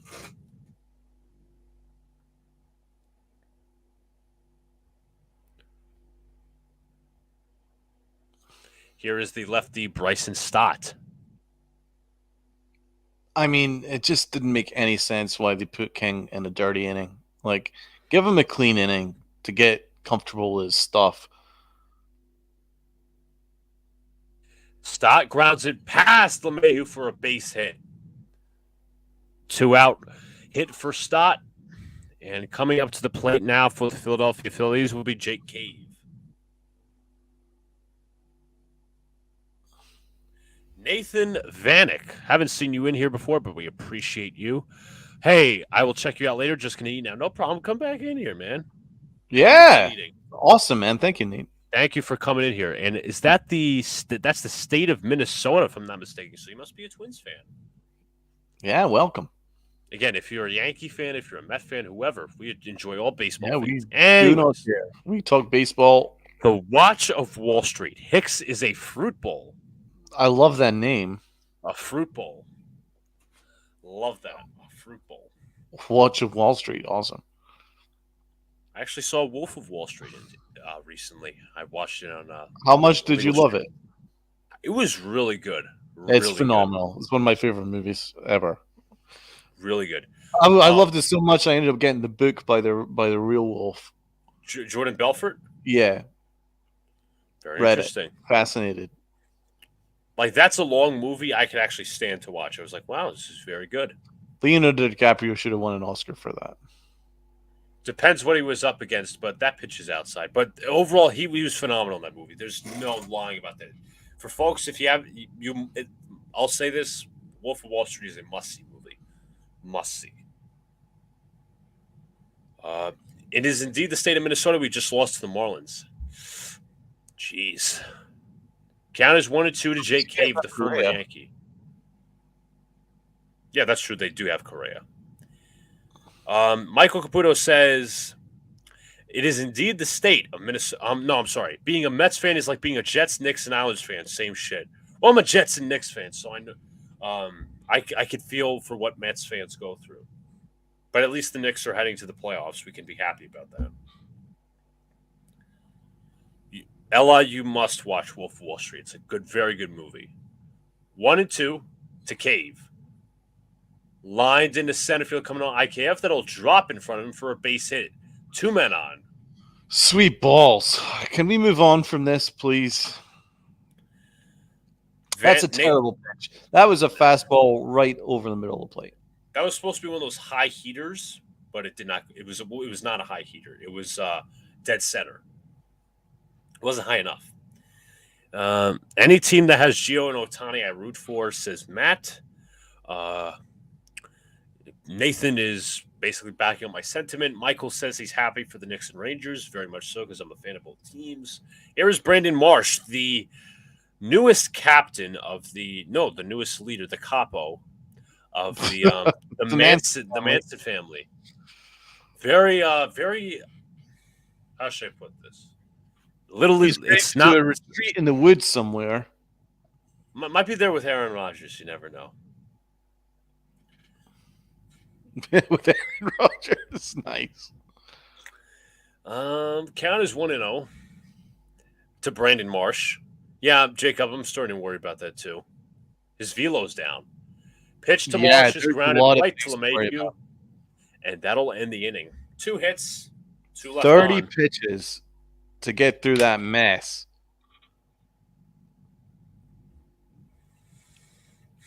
And that'll end the inning. But coming up for the New York Yankees, the due-up is, let's see, let this update. It'll be Volpe, LeMahieu, and Judge.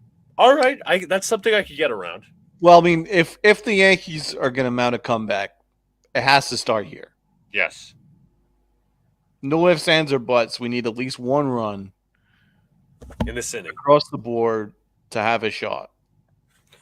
Because when we get to the part of the lineup with Aaron Hicks and IKF and Josh Donaldson and Higashioka, you ain't getting nothing.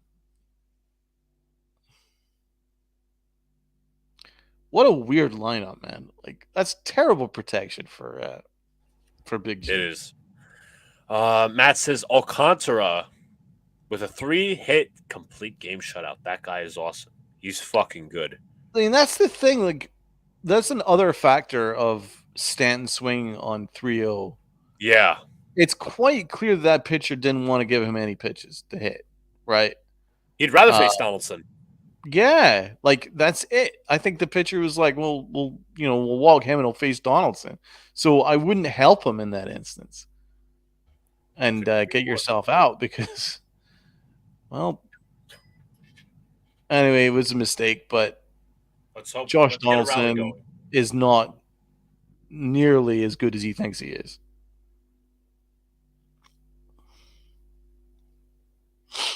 Mr. I pimp out homers. I pimp out pop-ups to second base. So weird. Such a weirdo. Such a weirdo. I mean, that's like being nice. That's being nice.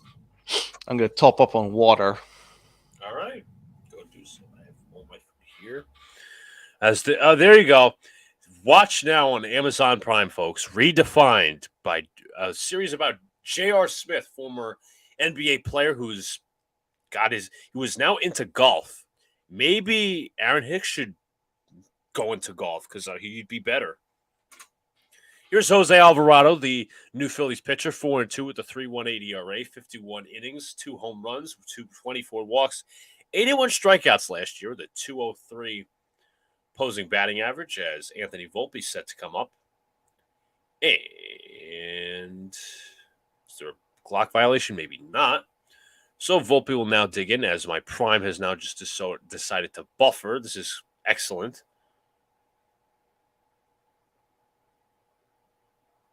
Pitch to Volpe is upstairs count is 1-0. Alvarado, the veteran left-hander. Pitch to Volpe. Volpe takes it in there for a called strike count is 1-0. I'm sorry, 1-1. Brandon Marsh, Jeffrey Dahmer, Charles Manson, Ted Bundy, a.k.a. the Gruesome Four. Perhaps. Or the 2013 Red Sox, too. Volpe swings and misses. That is now 1-2, blown by a sinker, 100 miles an hour from Alvarado. Count is 1-2. Alvarado working very quickly. The pitch. Volpe lines this one sharply down the left field line, but foul. Yeah, Matt. That tweet, I had to respond. I had to retweet that tweet because that was so stupid. I'm sorry. Count is 1-2. The pitch. Volpe swings and misses. Cutter got him on the inside part of the plate. Really down and low. One gone here in the 6th. Seems that he was pretty much overmatched the entire time. Yeah, Matt, good point. It only seems to fall that it seems right that he follows in the footsteps. So now DJ LeMahieu is up. That was a bad swing from Voltage. He seemed overmatched in that at bat. It just came off to me like that. The pitch to LeMahieu is, did he go around? I don't think he did. Count is 1-1. Hicks would lose to Tiger in golf. Yeah, he would, but that's probably his after baseball passion. Perhaps he should join it right now. Maybe he competes with J.R. Smith. Since now he's into golf too. Count is 1-1. The pitch to LeMahieu. Did he go around? I think he did, and he did. Sixth man of the year as a Nick, J.R. Smith. Yes. Also known for a horrendous play at the 2018 finals. Where LeBron ripped him. That was amazing. 1-2. LeMahieu strikes out, two strikeouts and 2 All right, outs. this is ludicrous. That's the best word I can put for our approach at the plate. They look overmatched. Alvarado just seems like he's throwing. Alvarado's a monster. Look at the movement he's generating in these pitches, man. Here's Aaron Judge. Judge swings and misses. Sick. That sinker is sick right there. You'll see that, Donald. It is a sick pitch. Yeah. It's just sick. Count is 0-1. The pitch to Judge. Oh, he hit. Strike 2. That pitch was right down the middle. He could have crushed that. Why? Now we're being too selective. It just shows that we're not really seeing Alvarado at all. Cut on the mist. Ends the inning. 3 strikeouts. Strikes out the side for Alvarado. 9-1-2 coming up for the Phillies. Alvarado looks unhittable. Holy moly, he's good. Can we just trade for him and make him a closer? I'd be down. I actually like Alvarado a lot. He's fantastic. Look at those pitches are electric.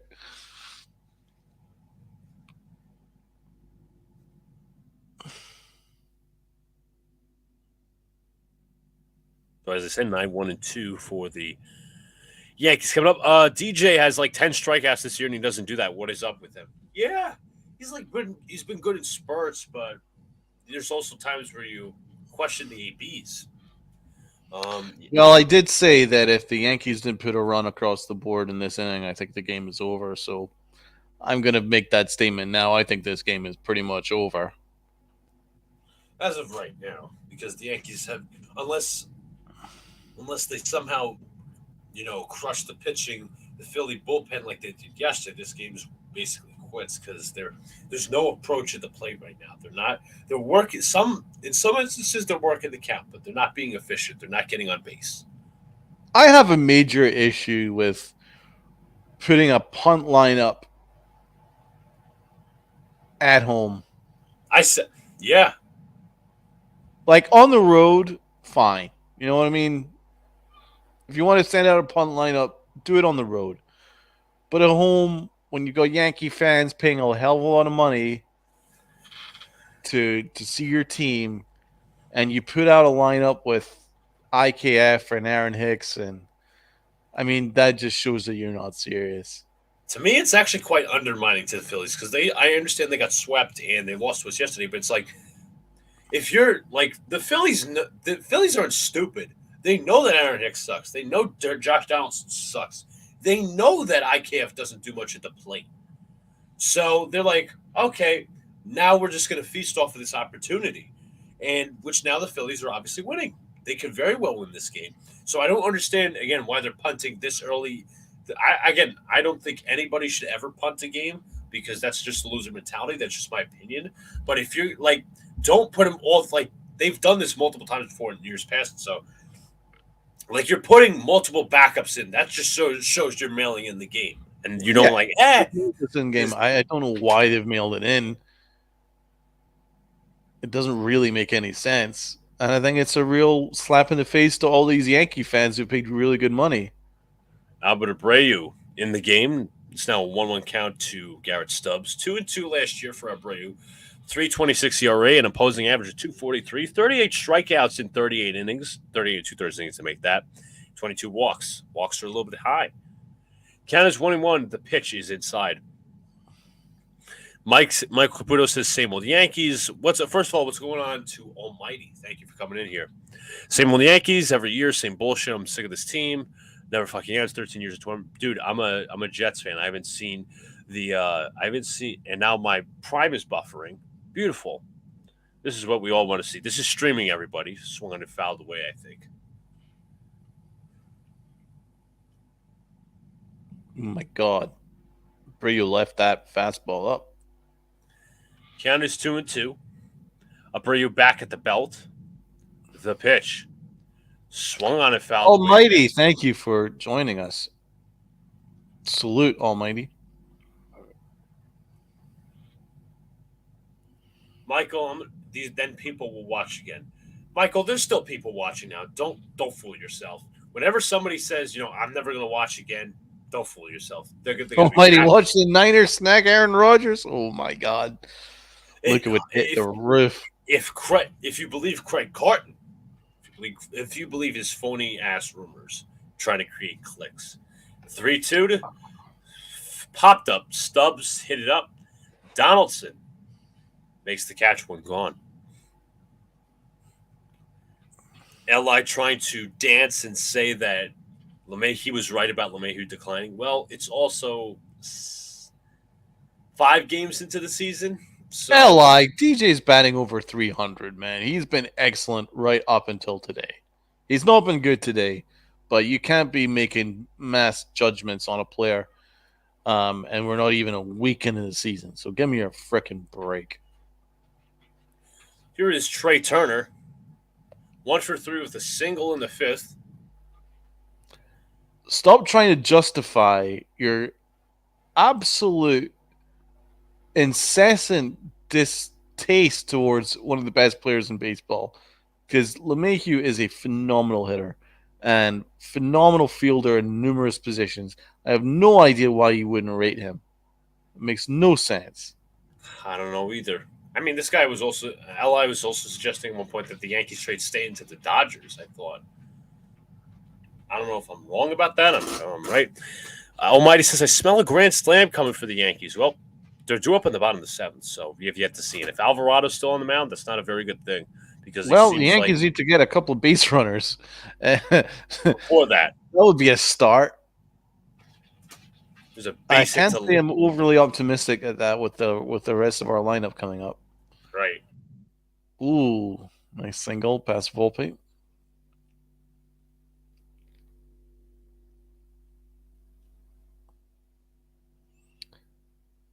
Right, but DJ was batting over 300 to start the game, Li.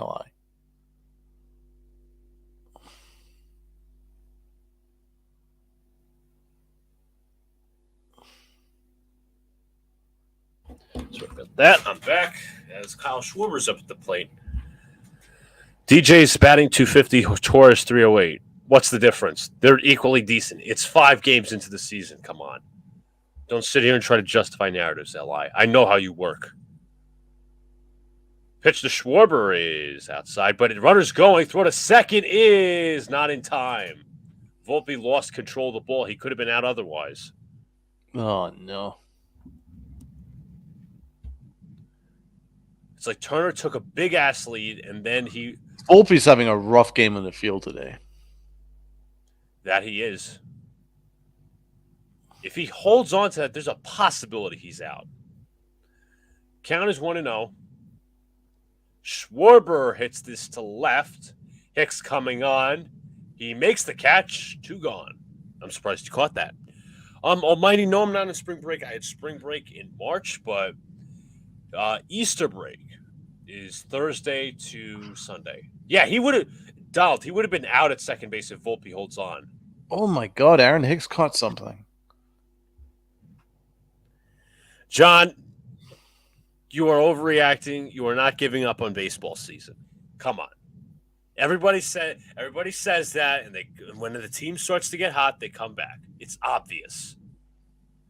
Here is Alec Boehm. He takes inside. Michael Caputo's even saying that he's sick of the DJ hate. Pretty much an army. Army. 5 years? Because I've only just jumped on a couple 2 years ago and been going on about it. But 5 years? What, when LeMahieu was batting like 400 and was an MVP candidate multiple years for the Yankees?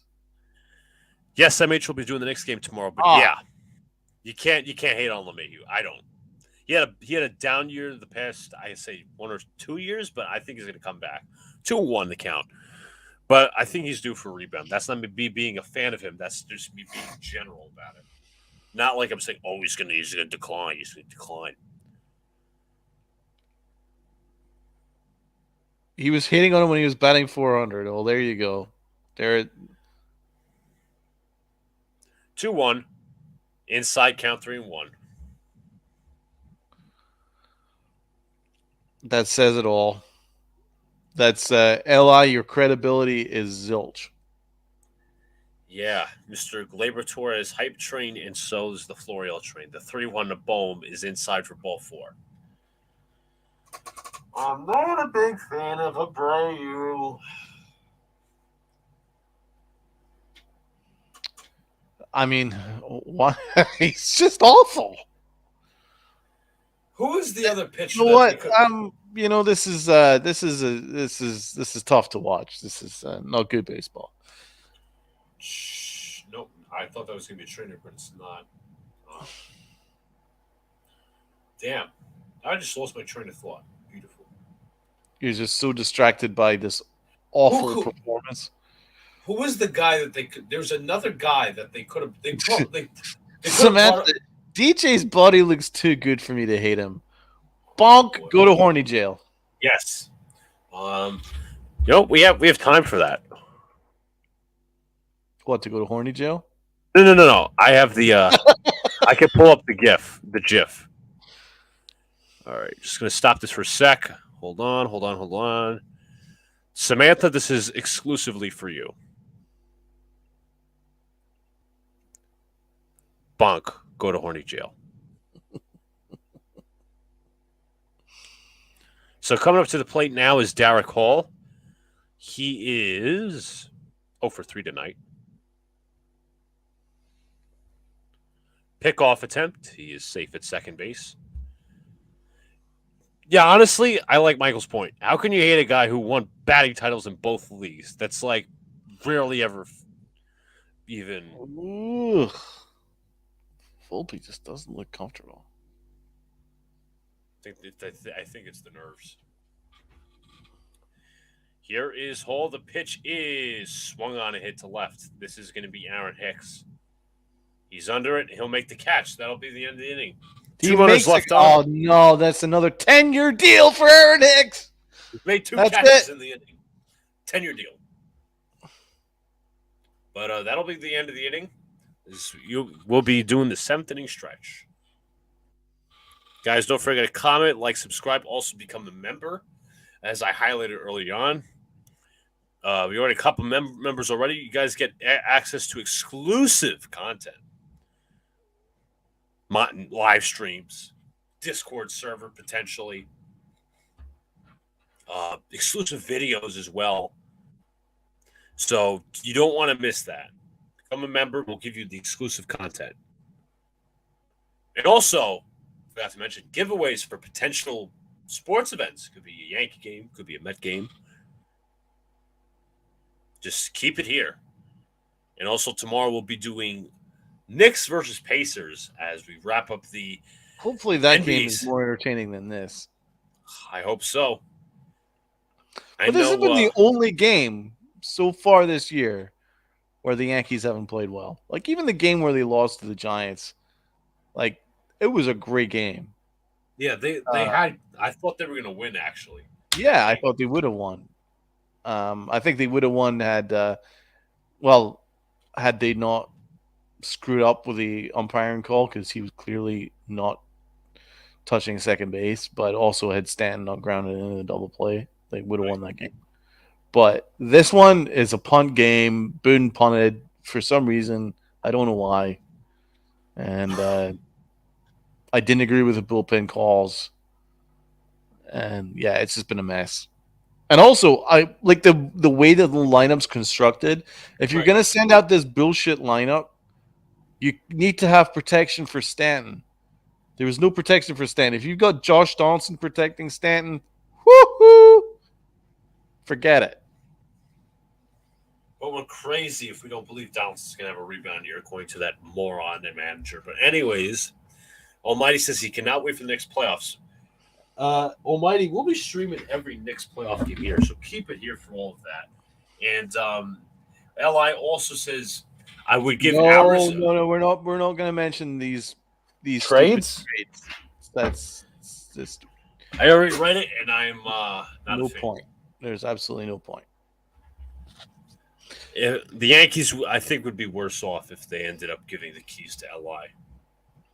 I mean, this was a really nice gesture from Aaron Boone.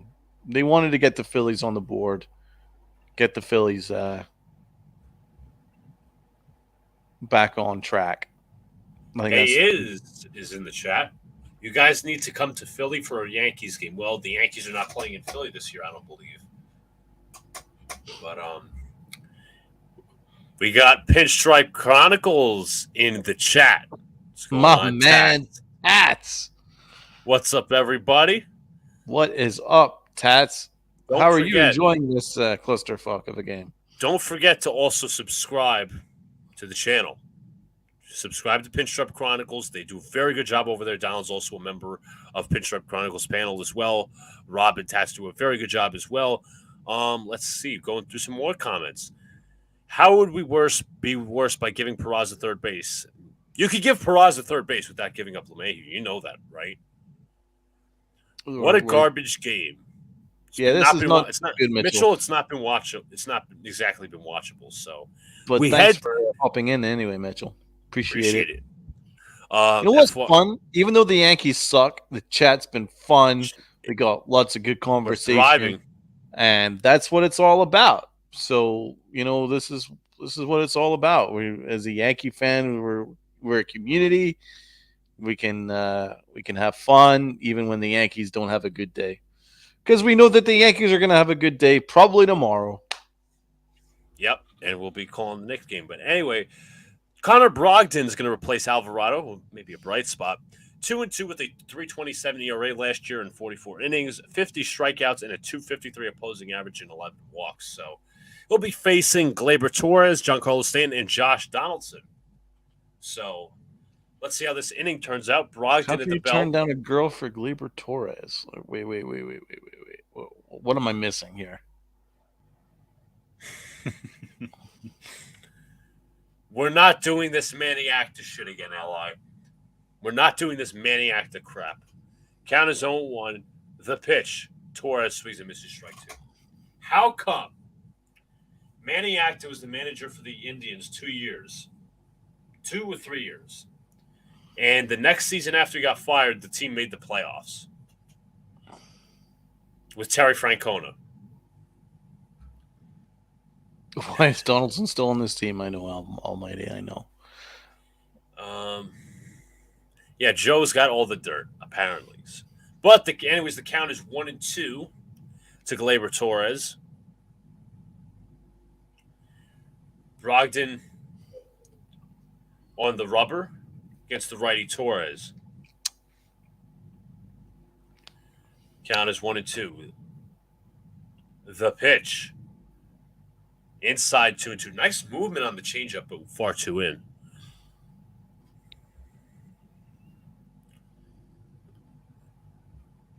Count is 2-2. Pitch to Torres. Chop to the right side. This is going to be a tough play, and it's a base hit for Torres. That ball gets away, but it's backed up by the catcher. So finally. And now it's Big G's time. Finally. Good job, Torres. Good adjustment. Just get yourself on base. Do whatever it takes. That's what I like. I knew he had the speed to beat that out because the second baseman was shifted more towards shortstop, but stayed on second base, stayed on that side. Good point, Tats. Torres is, when he hits the ball to the opposite field, that's when he's at his best, and he's doing a lot of that. He's spraying the ball all around. Anyways, here is Giancarlo Stanton here against Brogdon. The pitch in there for a called strike. Count is 0-1. It's Big G time. G-Force. See why you don't trade Torres. Okay. Hit my G-spot, Big G. Come on, baby. 0-1. Outside count is 1-1. Cutter going down and away. Let's get some more G puns in the chat. Big G, Big G. We'll add more GIFs eventually.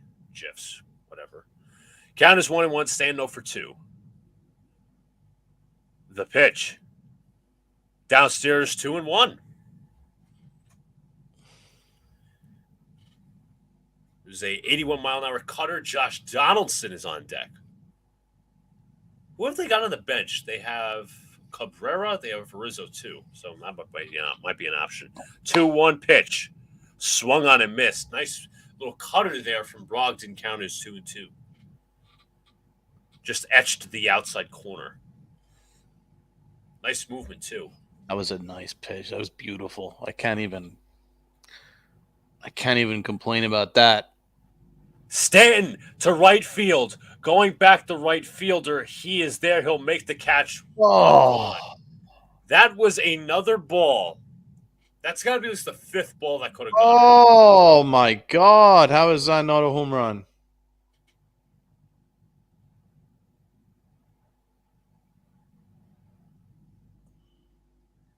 Was he early? Was he too late? That's what a tease. I know. Thought Donaldson is up.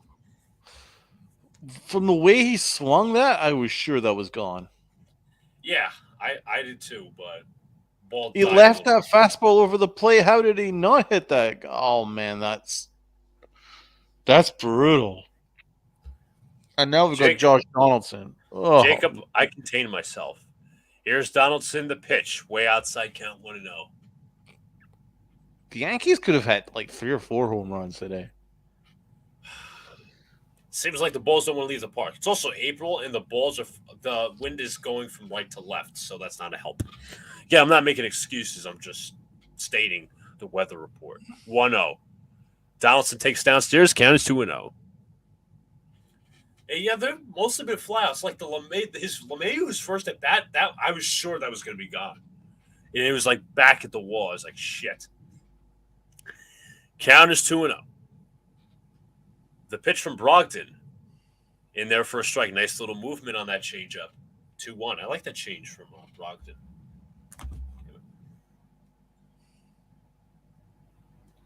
Brogdon steps off the rubber.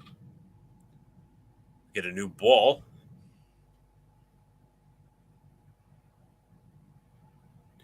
I agree with you, Jacob, that they're going to have these nights, but they also have to go away from the home run a little bit and start manufacturing runs. Getting guys on base, stealing bases, moving runners over. That's how, if you can win both ways, that's fine. Count is 2-1. The pitch.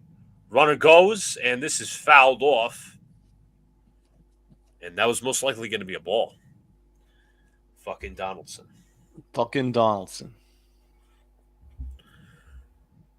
I don't know if Torres would have beat that, or at least been in second. They look hopeless. Yeah, they kind of do look hopeless. They needed Stanton's shot to clear the yard right there because, I mean, what are we going to do with Josh Donaldson and Aaron Hicks? Oh. Brogdon with his, second disengagement of the at-bat. Torres on second. Do I like day games or night games more? I like night games more because the atmosphere at Yankee Stadium is electric at night. Now my screen is buffering. Donaldson lines this one in the right. Coming on is the right fielder. He'll make the catch. Castellanos throws to first, and it's a double play. Oh! Way off of second base. Way off of first. What the fuck are you doing? Dude. Oh, fuck off. Fuck off. Hey, Li, is that why you want to keep Torres the fucking baseball IQ? Tell me what's going on, Frankie Baseball. Tell me, does that have to do with? Whose fault is that? Is that Gleyber Torres's? Because that's what I believe. Fucking see if Aaron Boone says after the game, "Oh, he's real sorry." I'll hit the freaking roof because he keeps making excuses for Gleyber Torres. That is inexcusable, man. Should be benched for that shit. That is inexcusable. No, what right, was he thinking? It was a hit and run. I get that, but you got to be aware of the ball. Like this one time in Little League, not Little League. It was high school baseball. The team that we were facing, that's not Boone. Come on, Joe. They executed a hit and run. The runner was stealing. The guy hit the ball to right field right in my direction. I caught it. The guy had enough time to go back to first. He tracked the ball. Is that like once the ball's hit, you can look over to second. But Torres wasn't even close. He wasn't even in the camera shot. Thank you, Tats. Excellent point. Once it's elevated, you have to stall your running. You have to see where the ball is. Thank you, Tats. Exactly. You have to look where the ball is. That's blind running. Like, there's no IQ. It was crazy. After the double play, Torres wasn't even in the camera shot. He wasn't even in the even in the vicinity. freaking frame. Where was he? Caputo, Where are you? You getting a fucking McDonald's? What the fuck? Michael Caputo, Torres was doubled up on a fly ball, and that was a line drive. That's like that was going to be caught, Donald. That was going to be caught. That was like some pop up that might be a home run against the wall or whatever.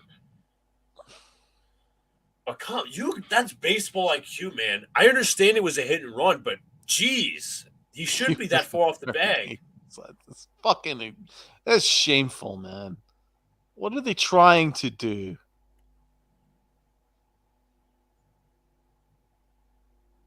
God, I hate that shit. Castellanos takes it in there for a strike. Really hate that shit. That's embarrassing. He wasn't even in the frame. That is embarrassing, Torres. 0-1 to Castellanos is fouled away. I blame the Jonas brothers for this. I understand your point, Frankie. We continue to make excuses for his lack of IQ. Donald, you notice who's silent in the chat right now, not saying a word? L.I.? Exactly. Castellanos takes that outside. Well, of course, Michael, we're going to blame Boone for the line. Yeah, it was bad, but if DJ did it, everyone would be making... Dude, that's inexcusable no matter who's doing it. But this is a common trend with Torres. He doesn't have the greatest baseball IQ, and then he showed that right there. I mean, come on. Like, drop the Gleyber Torres glasses and realize. Well, first of all, DJ would never do that because he's actually a smart baseball player. Let's drop the Gleyber Torres. Let's drop the Gleyber Torres glasses. How the hell is that not a strike? The thing is, right off the bat, it was quite obvious that was going to be a line out. So why did he just keep running blindly? That's like high school shit. Come on. Mitchell, 3-2. Always something with Torres running the bases. Spot on. To the third. Got him. 100%. 100%, Mitchell. You're right on.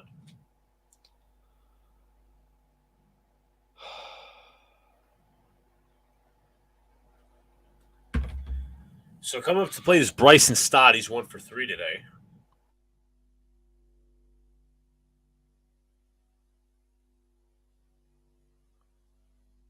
Little quick bite in there for a ball. God, that stunk. That's really put me off. I didn't like that at all.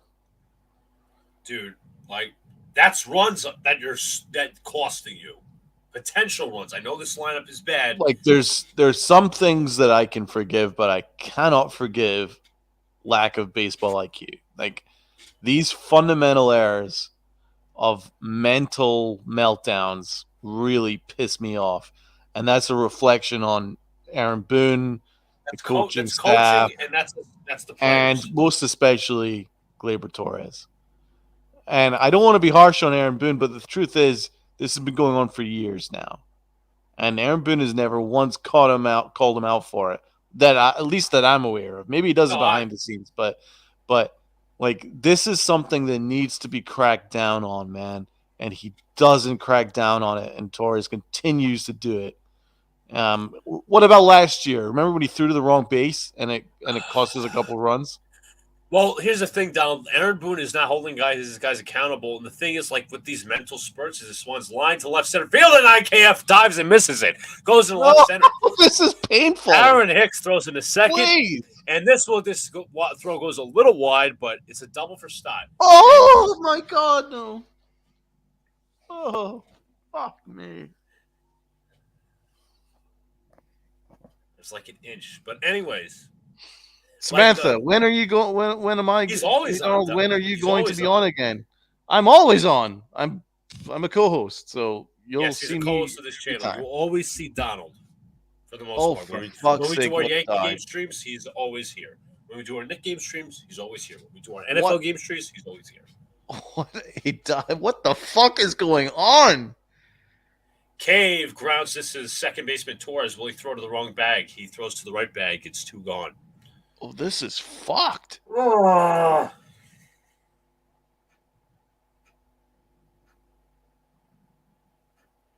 Oh man, I really want to be positive. Fuck. Here's Brandon Marsh as my screen goes to buffer.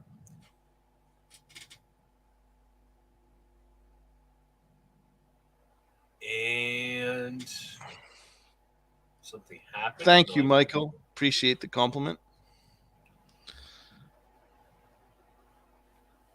How can you be positive, says Frankie Baseball. Pitches in there for a strike. Well, Donald, you know what? I'll let Donald speak for himself. How can you be positive? Well, the Yankees started really freaking well until today. And this is a complete mess. Thank you, Jacob, for the advertising. Guys, hit the like button. Improves the algorithm. Improves who can see this. Obviously, gets this. It shares us out. Reaches us out to more people.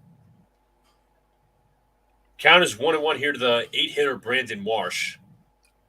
The 1-1. 2-1.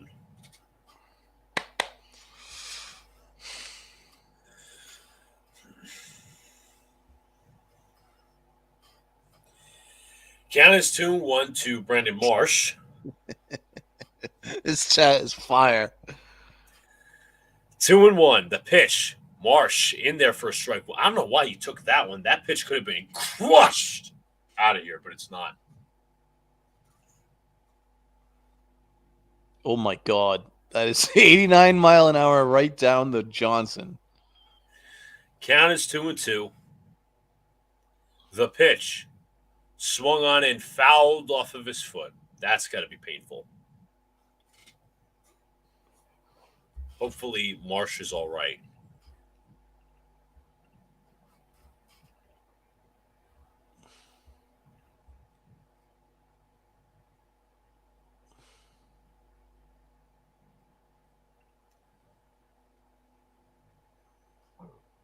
That was off of the, right off the, possibly the big toe.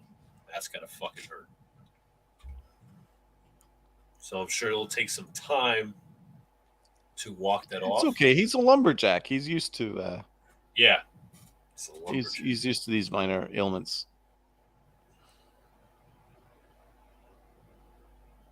I'm a lumberjack and I'm okay.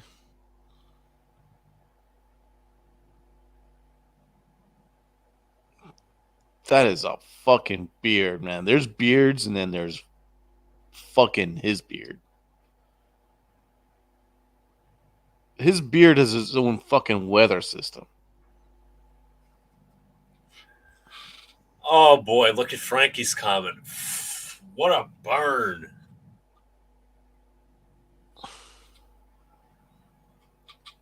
He's scoring less than Ellie. Oh my God, that's brutal. 2-2 foul away. You know what? I'll give Li, man. He is getting absolutely shredded in the chat, and he continues to fight on and hate on DJ LeMahieu and this, that, and the other. Trim the beard daily so you don't look like Brandon.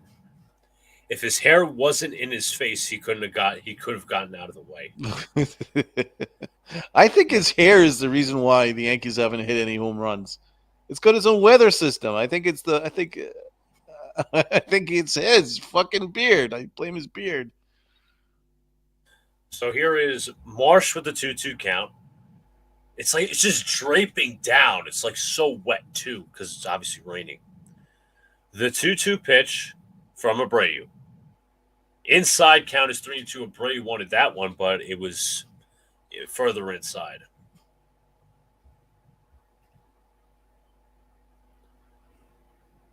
Marsh, Eli, Marsh has nice hair though. What? 3-2, fouled off. I don't know what your taste in men is all about, Li, but that is no nice hair. Listen, you can call a guy handsome, but this is what I say to the take. Oh, fuck off. Count is 3-2. Abreu gonna deal. The pitch fouled off. Marsh is battling even with a bad foot.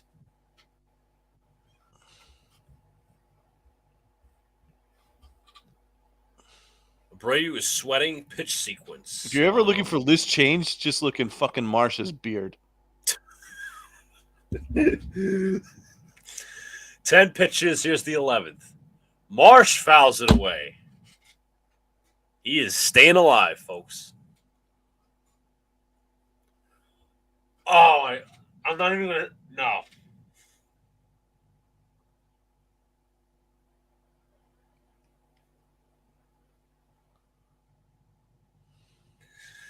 That's brutal. I can't even. Never minding the comment. 3-2. Marsh swings and misses. We finally got an out. Final end of the inning. One man left on. We got 6, 7, 8 coming up. Donald, your boy Aaron Hicks. Oh, swing and a miss. And look, $3 fell out of fucking L.A. Marsh's beard. That's Tats, thanks for coming in, man. Thanks for, if you hit the like button, I'm sure you did. Got to run, but great show. See you in the morning. Yes, guys, check out Pinstripe Chronicles. They're usually live in the mornings. Baseball season is back, and so are they. I'm $3 richer now, thanks to Marsh's beard. Interesting comment, Dirk. And I don't think I ever had one of her.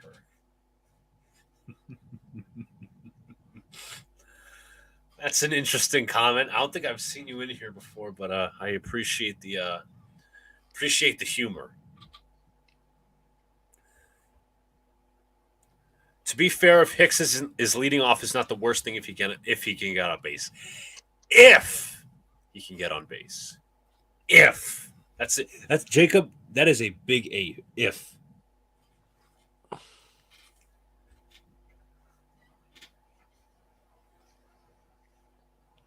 They're showing a commercial for some shampoo. Guys, don't forget to hit the like button. I don't know how many likes we're right now. Yeah, good point, Jacob. Maybe this is a spot for Ozzy or Rizzo. Time to utilize some pinch hitters. That's what I say. Yeah, this is an ideal spot. Because right now your lineup is toast. I mean, IKF, man, that was a fucking horrendous dive.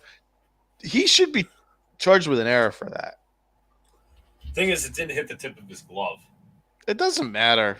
Like, right. They really need to look at these things, man, because that's horrible. That's a learning curve thing, I'll be honest. I'm not defending him. I'm just saying what it is. That's a learning curve thing when he's out in center field. Well, that's what happens when you're a third baseman being asked to play center field.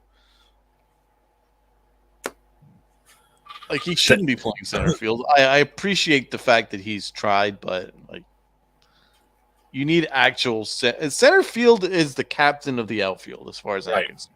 Yeah, he's the leader. Aaron Hicks is up. Have a shitty center fielder. No, I mean, why do you think Bernie Williams was such an icon? Exactly. You can't have a shitty center fielder and expect to be a good baseball team. Count is 1-0 to the lovable Aaron Hicks as he grounds this one to first. Oh, fuck off! I hope he hears the boost. He's like, damn. Maybe I should have walked, but what fuck a him. Waste of space.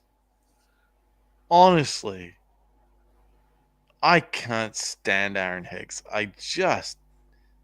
No, I'll actually agree with you. Why was Cabrera not up in that situation? I just can't stand this punk.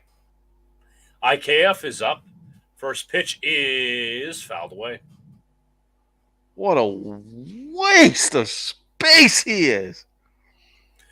Kerm says, remember when D. Gordon tried to play center field and failed? Well, that's why players have a natural position.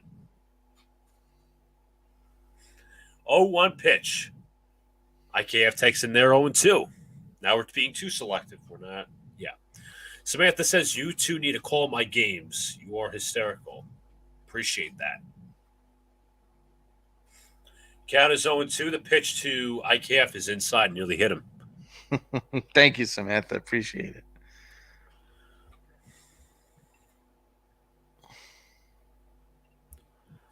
Gregory Soto, I'm a big fan of his. He's up in the pen. The pitch to IKF is downstairs 2-2.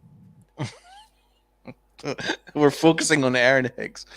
Baldy head. What the fucking useless fuck he is. Robin Yount and Mookie Betts were the exception. Yeah, Mookie Betts is outstanding. The 2-2 pitch. IKF chops it foul.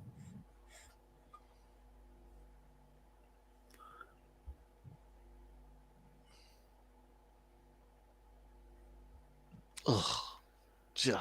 He just disgusts me, Aaron Hicks. Yeah, I'll mutually agree with you, L.I. I wanted Soto at the deadline last year. IKF grounds it to first. Fields fires, 2 gone. Fuck, this is great. Why are we not bringing a pinch hitter? Why? Well, at least he put a better swing on that. I mean, that was at least. I'm looking for small positives. Like that was less shitty than Aaron Hicks. But he's a punch and Judy hitter, man. Even that swing, it's a punch and Judy swing. Mr. Blowing Bubbles in the dugout. I hope he's proud of this lineup. I hope somebody asks him, why the hell did you put out the lineup you did? Ridiculous. We need that Gordon Ramsay. What are you, an idiot sandwich? I'll pull it up soon. Yeah. In there for a strike to Higgy. Because that's how I view Aaron Hicks. Watch if Wall Street is back and he says, Yankees are about to come back. I wish. We'll see. But it's not looking promising. I think they'll come back, but it'll be tomorrow. Yeah, they'll come back tomorrow. They'll come back tomorrow. I'll guarantee you that. They'll probably score 8 runs. And then we're going to be like, you know what? I don't know about that. Aaron Boone hates us. But why did they have to choose this bullshit lineup in the game that we call? But hey, as long as we're entertaining people, that's all that matters. Aaron Nola is supposed to pitch tomorrow, I think, against Garrett Cole. So that's going to be a tough matchup as it is. So you just put yourself in jeopardy of losing the entire series, which is beautiful. But hey, I'm not the fucking genius manager or the analytical front office. 1-2. Swing and a miss. Higgy strikes out. We go to the top of the 9th. It is that was good. That was a great inning. Congratulations. That's a round of applause. That was another just chef's kiss of an inning. Oh, beautiful inning. Yeah, but the Atlanta will be for Cole. I just don't like mailing in games. That's loser shit. Do you know what? I'm going to go this route because we discussed it yesterday. These punt lineups that the Yankees do, it reminds me of mailing in games like fucking load management shit when it comes to the NBA.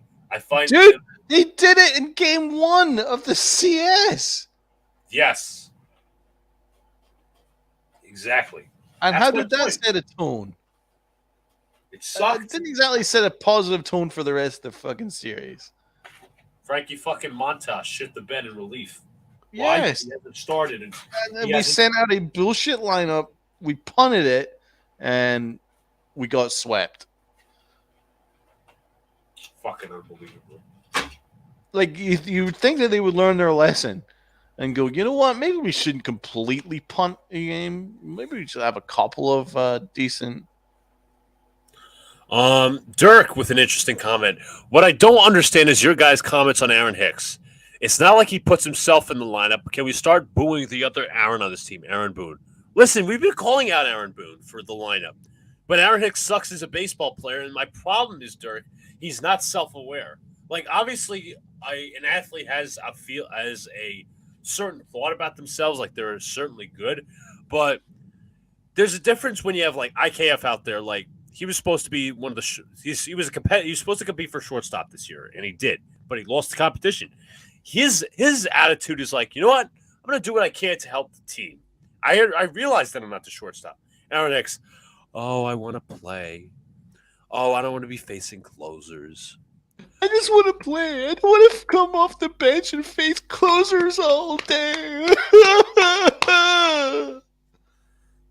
What a big fucking baby.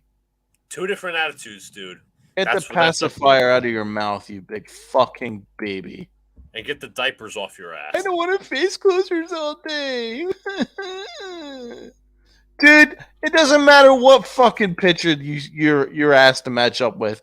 You're going to strike out. You'd strike out against the Little Sisters of the Poor. So don't just say, oh, it's just closers that make me look bad. Everybody makes you look bad, you piece of shit. Couldn't agree more. Coming up to the plate is Garrett Stubbs, and we've got... No, I think the umpire was just warning him. Didn't call a ball on him, so... No, the reason why he's in the lineup every day is because Brian Cashman makes sure that he's in the lineup every day. He's just... I'm not saying, I understand he can't put himself in the lineup, but the problem is he's not self-aware of how bad he is as a player. That's my problem with Hicks and him being egotistical, how bad he is. The Yankees' problem is they're not holding their guys accountable and each the same standard, in which that Aaron Hicks continued to bitch and moan and find himself in the lineup the next day. That's been a thing that for the past couple of years that's pissed me off to no end. That's different. When Boone had to take Aaron Hicks out of the game for dropping multiple balls in a game and then giving up on the team, right? He was back in the lineup like a couple days later, right? But then, of course, he was so bad that he was once again on the bench, and Aaron Hicks was upset about it. And then he complained about his role. I don't know what my role is. And then in the playoffs, he wasn't involved, and he complained, I don't know what my role is. And then he misses the first 4 games of the season, and he's complaining again. Don't know what my role is. If I had a better manager, this would be my... He has absolutely no accountability for his lack of performance. He referenced Joey Gallo, who ended up hitting 162 in LA. Am I going to any no accountability? But the thing is, Brian Cashman cultivates that lack of accountability, and that is my problem. Aaron Hicks has been awful for 6 years, but for some reason, he's got a massive contract. Michael, if you're asking about any of us going to the games, I'm sure I already went to NYY News TV Day. I'm going also on April 22nd. That is a Saturday against the Blue Jays. The pitch to Stubbs, he swings and misses. 1 away.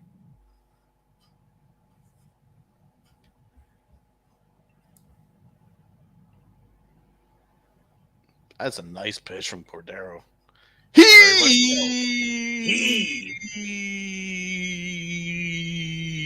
struck him out. By the way, Donald, if you haven't seen, the Mets are getting pantsed by the Brewers 9-0. Oh, that's one good thing. Scherzer gave up back-to-back home runs. Dude, listen, Dirk, I agree with you. Boone is a bit of a putz, but Aaron Hicks has his own fault too for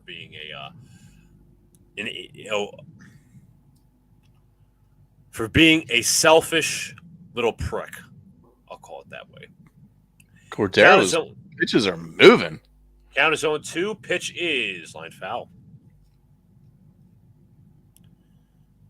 Shouldn't be this way, Mitchell, but you're absolutely right. Hicks since complaining 0 for 6 with 2 strikeouts and 2 left on base. LI. That's one comment we can all agree on. The pitch to Turner. Strike 3 call. Beautiful sinker over the outside corner of the plate. 2 gone. Backwards K. Dark, I wouldn't put this all on Aaron Boone, man. At the end of the day, remember, he's just I want to say puppet, because he is a puppet, to a front office that controls everything. So, no, I understand that, but Boone also said some really stupid shit, which I will call him out on. And I don't think he holds guys accountable. But listen, he definitely doesn't do that. The blame is spread everywhere. But anyways, the Surfers up in the bullpen, Sir Craig Kimbrell. He'll be facing 9-1-2 when we end the inning. Here is Schwarber. He grounds to the left side. Donaldson is there. Fields fires, and we're going to head to the bottom of the 9th. 9-1-2 for the New York Yankees. Do they have a rally in their bones, in the words of Michael Kay? No. I don't blame you. The momentum's not there.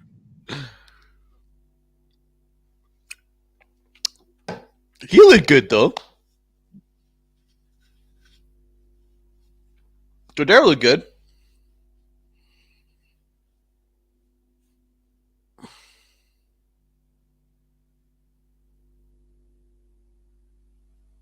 Well, that's true. I mean, it's a real. I love hitting against Kimbrel, man. Like, Kimbrel's he's past his prime. Kimbrel and his stupid fucking pose. I remember the one time the Braves were playing the Phillies, and then there was just Philly fans in the backstop just doing this to distract him, and he was distracted.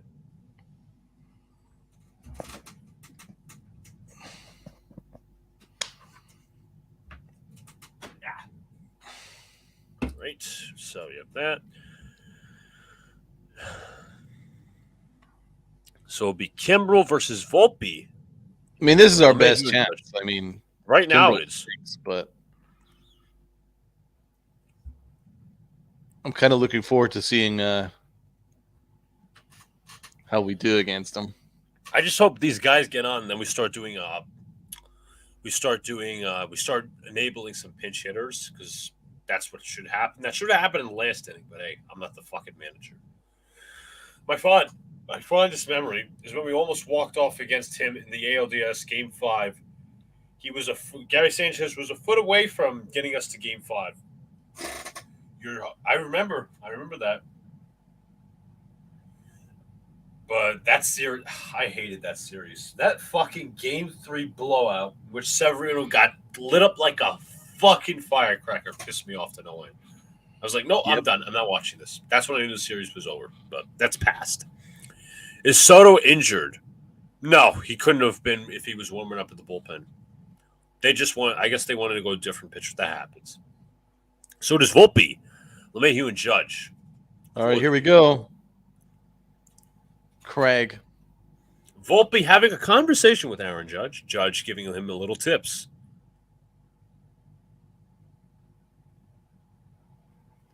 I think Volpe's like 5'10" or 5'11". But anyways, Kimbrel, 6-5 last season, a 3.75 ERA, 60 innings, 72 strikeouts to 28 walks with 4 home runs allowed.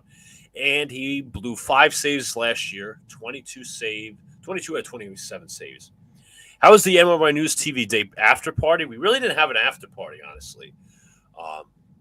I know me, Pete, and his fiance and Alex went out the night after to the Perfect Pint, no less, but that's a strike too. Great place, Perfect Pint, my favorite. On the west side, West 45th, between 5th and 6th. Does the pose count as 0-1? Pitch to Volpe. Way outside, count as 1-1. He could be a little wild. This Kimbrel. There it is. Come on, I want to see fans in the behind home plate doing this. Fuck with his concentration. I want everybody watching to do this right now. The 1-1 pitch. Volpe takes outside, count is 2-1. That's right. Gardner had to change shoes. I think I remember that. Yeah. No, he actually signed this offseason, I think, Jacob. 2-1. Volpe hits this one in the center. Marsh is there, one gone.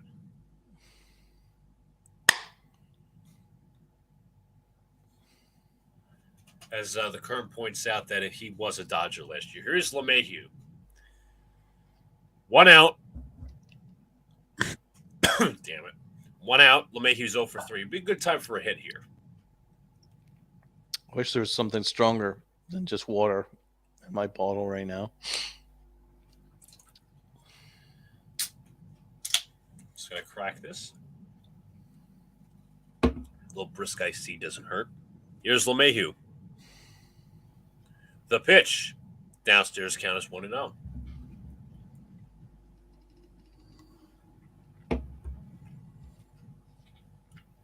Kimbrel gets into his surfer stance.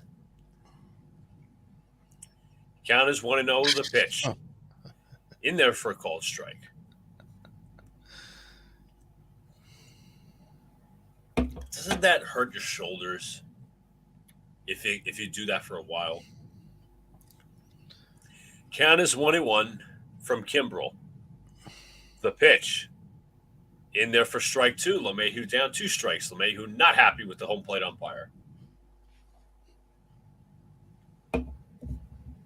Seemed to me both pitches were strikes. But you rarely see LeMahieu argue. Counts 1-2. The pitch.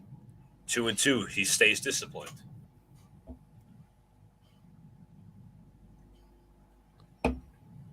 Aaron Judge is on deck.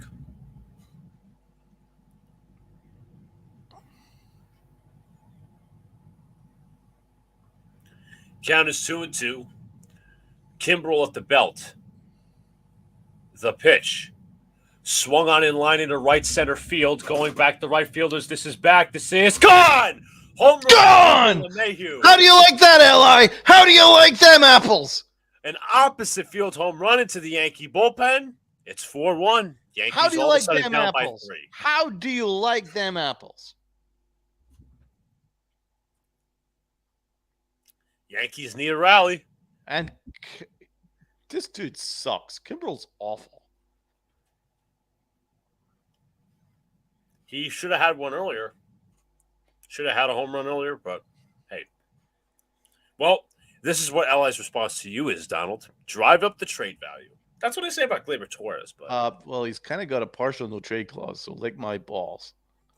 Aaron Judge takes it in there for a called strike.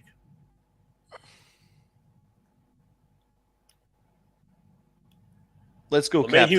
LeMahieu's first home run since August 7th, 2022. Quite a stretch. Awful. The pitch to Judge is downstairs.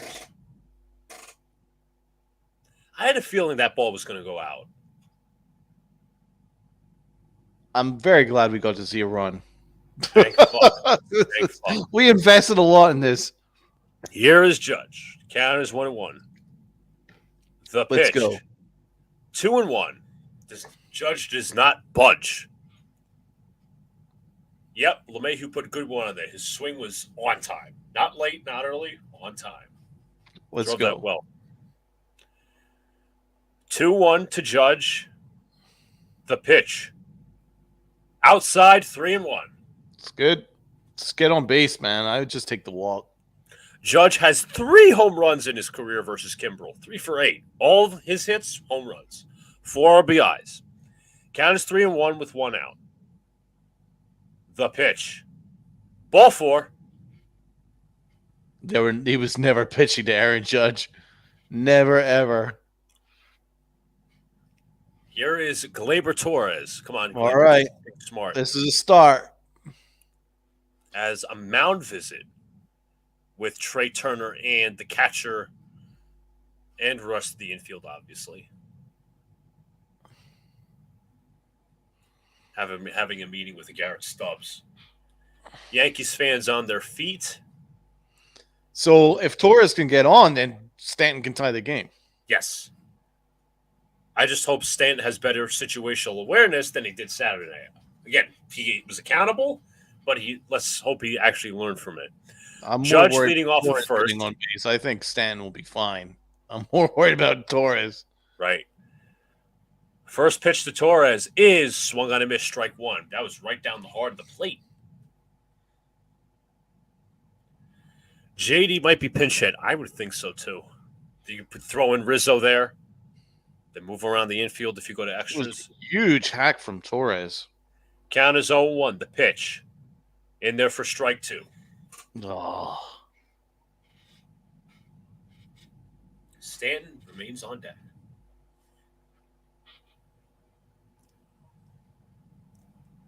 Count is 0-2 to Gleyber Torres.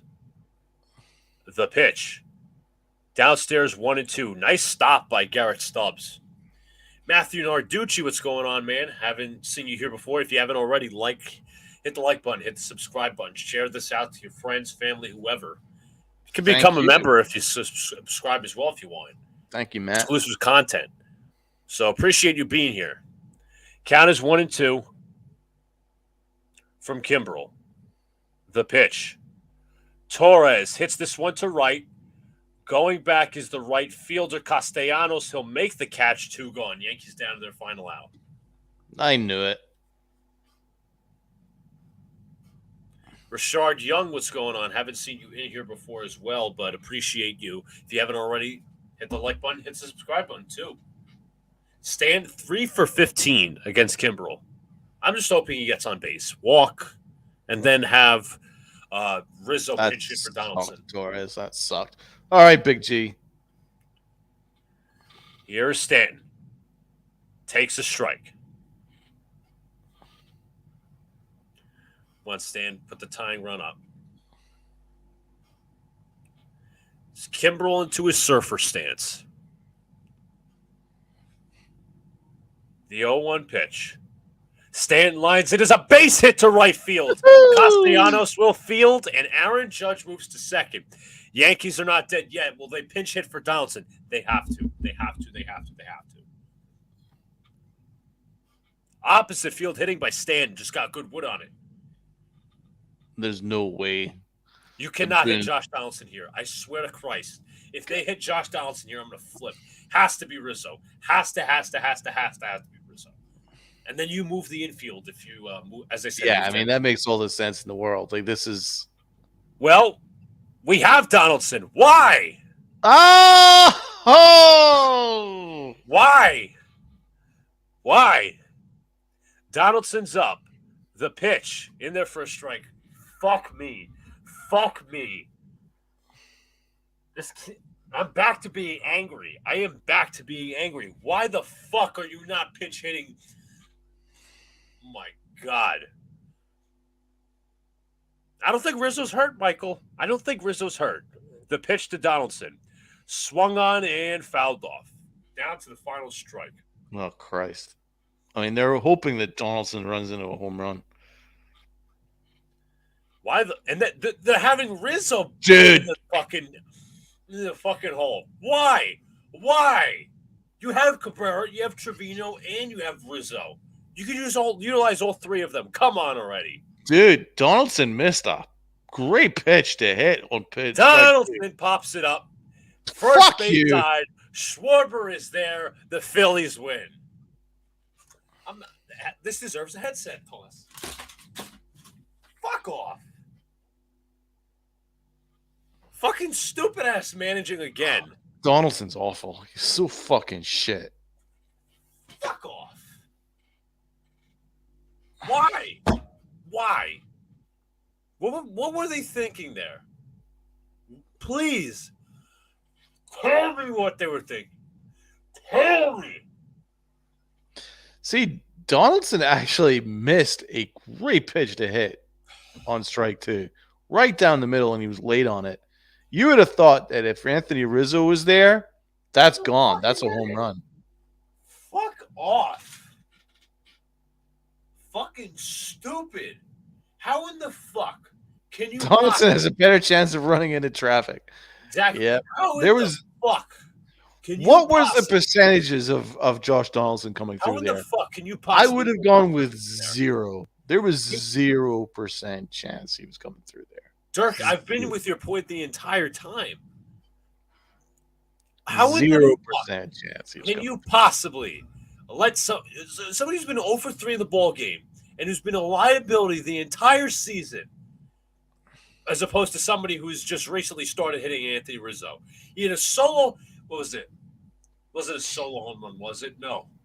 It was a home run yesterday. He was finally starting to hit. No, let's bench him. Let's mail in the game. Because this game doesn't matter. Oh, wait, you know who's pitching tomorrow? It's Aaron Nola versus Garrett Cole. And Garrett Cole is going to need all the offense he can get. Fucking stupid managing, bro. Like, I hate being this mad early in the season, but it just shows glimpses of what fucking past has told me. It's like glimpses like, oh, shit, I remember this time when they did this. This isn't the first time. Come on already. Fuck. First of all, I'd like to say thank you to the chat. You've been fire all night. Yeah. More fire than the Yankees did. Why the fuck would you put a punt lineup this early in the season? Why? I think it's a slap in the face to Yankee fans that pay good money to go to Yankee Stadium and to see a punt lineup with IKF playing center field and Aaron Hicks playing left field, Josh Donaldson playing. It's a punt team, and then every pitching move was kind of a punt. It's Cordero. Abreu was, when I ever see Abreu in a game, that tells me it's a punt. Cordero maybe not as much because he pitched on opening day and the Yankees were up 5-0. So you can just say he was like not necessarily mop-up duty, but you didn't need your best relievers. You have this decision, and then you also have Donald. You obviously disagree with taking out Herman as early as they did, but because you were confident he could get through the inning. I was like, okay, I understand the move, taking out Herman just like to get that one out. You throw in a guy like Wandy who's been dealing instead of Michael King who's coming off an injury. But again, just terrible management once again. And again, folks, I don't like to be this angry. I don't like to be this pissed off. But it just gives me reminders of how incompetent this team can be sometimes. I'm sorry. It's the truth. It's who I am. Like, I don't forget this shit. I don't. It's just like, it just doesn't make any sense because it doesn't make baseball sense. Kind of sent out. They've been trying really hard to punt games these last couple of games with the lineups that they sent out. I don't understand why they've deviated from something that was working. Like they started the year with a really good lineup. Then game 2 is exactly the same lineup. And they were literally starting to look really good. And then since then, we've had the craziest lineups being sent out. It doesn't really make any sense to me. Like, I could get the idea that, listen, it's a long haul. It's a marathon, not a sprint. And I can understand that. So I'm more than happy for like maybe 1 or 2 moves. But this kind of punt lineup where there was a bunch of moves, fucking 3 hitters in a row convinced me that IKF and Aaron Hicks 3 in a row. Donaldson, Hicks, and IKF in the same order. With Higashioka, that's 4. With Higashioka as the backup catcher, and then it's a bunch of moves. I mean, they also changed the batting order, so like Torres is batting third. He doesn't, and that means that there was no protection for Stanton. That hurt too, because wouldn't you have preferred Gleyber Torres in that spot instead of Josh Donaldson backing up Giancarlo Stanton? Of course you would. It just doesn't make any sense what they were doing. It doesn't make baseball sense. This is what this team can do. And also, like, if they were wanting to rest Rizzo, why not have Rizzo DH? Yes. And have LeMahieu play third.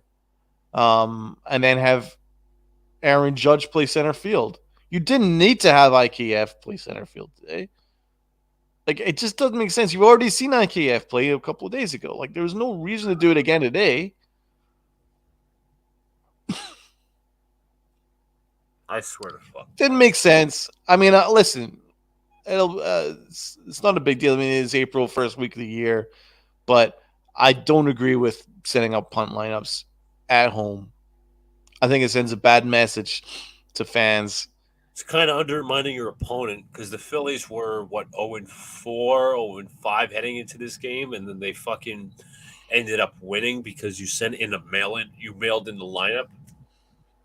Yeah, well, they literally mailed it in, man. There's no argument that they didn't mail it in. This reminds me of the shit they pulled like 2 years ago where they had a series in May against the shitty Tigers, and they ended up getting swept because they mailed that series in too. And the thing is, man, see, when you were wanting Donaldson to be pinch hit, I knew they weren't going to do it. Why? Because their egos would never allow them to do it. And also, they'd be terrified of upsetting Josh Donaldson. And that's what the problem is with this organization, is they're afraid of the ramifications of benching Aaron Hicks and Josh Donaldson. And benching IKF. They can't seem to do it because then it means that they're admitting failure. Exactly. Guys, you've been fire with the comments. I'm just going to read a few before we head off because by the way, For all you Knicks fans out there, the Knicks have officially clinched the 5 seed with the Nets loss tonight. All the seeds are set. You got the Milwaukee Bucks in first, so Boston Celtics in second. The Philadelphia 76ers in third, the Cleveland Cavaliers fourth, the New York Knicks fifth, and as of right now, it's most likely they're going to stay in the sixth spot, which is the Brooklyn Nets. And obviously the play-in, I think, is the Heat, the Hawks, forgetting another team, but it doesn't really matter, and the Bulls. So, read a few more comments. All they care about is selling merchandise. That's like, I mean, they do get a lot of money, so I'll just put it that way. I would have asked Boone, what did you see from Aaron Hicks yesterday that you didn't see from Franchi Cabrero? Cordero. Cabrero, Yeah, he's a backup. Yeah, he's a backup, but he drove in multiple runs, right? Like, but he sits. Right. Yeah, Aaron Hicks, who's done nothing for 6 years, continues to play. And why did Ozzy sit for 2 games in a row? That doesn't make any sense to me. See, Donald, you and I are asking the right questions. Yes, because these are questions that are logical. Unfortunately, and I'm still working under the pretense that, yes, I understand that the Yankees want to rest guys. Yes, I understand the Yankees want to rotate guys at the start of the year. I'm behind that, but not like 4 or 5 changes. See, in game 2, it's not like you've won the first 2 games. Right. If you're doing it in game 3, after you've already won a series, don't love it, but okay. That comes back and bit the Yankees, by the way. You know, they were like, oh, we don't want to sweep series. We're just happy just to take 2. You know what I mean? And those games caught up to them. But I digress. It wasn't even that case. Game 2, they completely punted.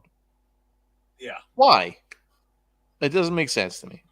No, like, Donald, you hit the point. You hit all the nails on the head, but you're missing the fact that this beat will never fucking ask Aaron Boone those logical type questions that we want to ask. Unfortunately, because the thing is, the media is the bridge between the fans and the organization. They will never ask those questions because they're too busy going out to dinner in Florida with them. So that's the unfortunate reality that we all have to face. Yeah. That's why we as fans go out here and create these podcasts, and we talk and we speak our minds on this team. So that's it.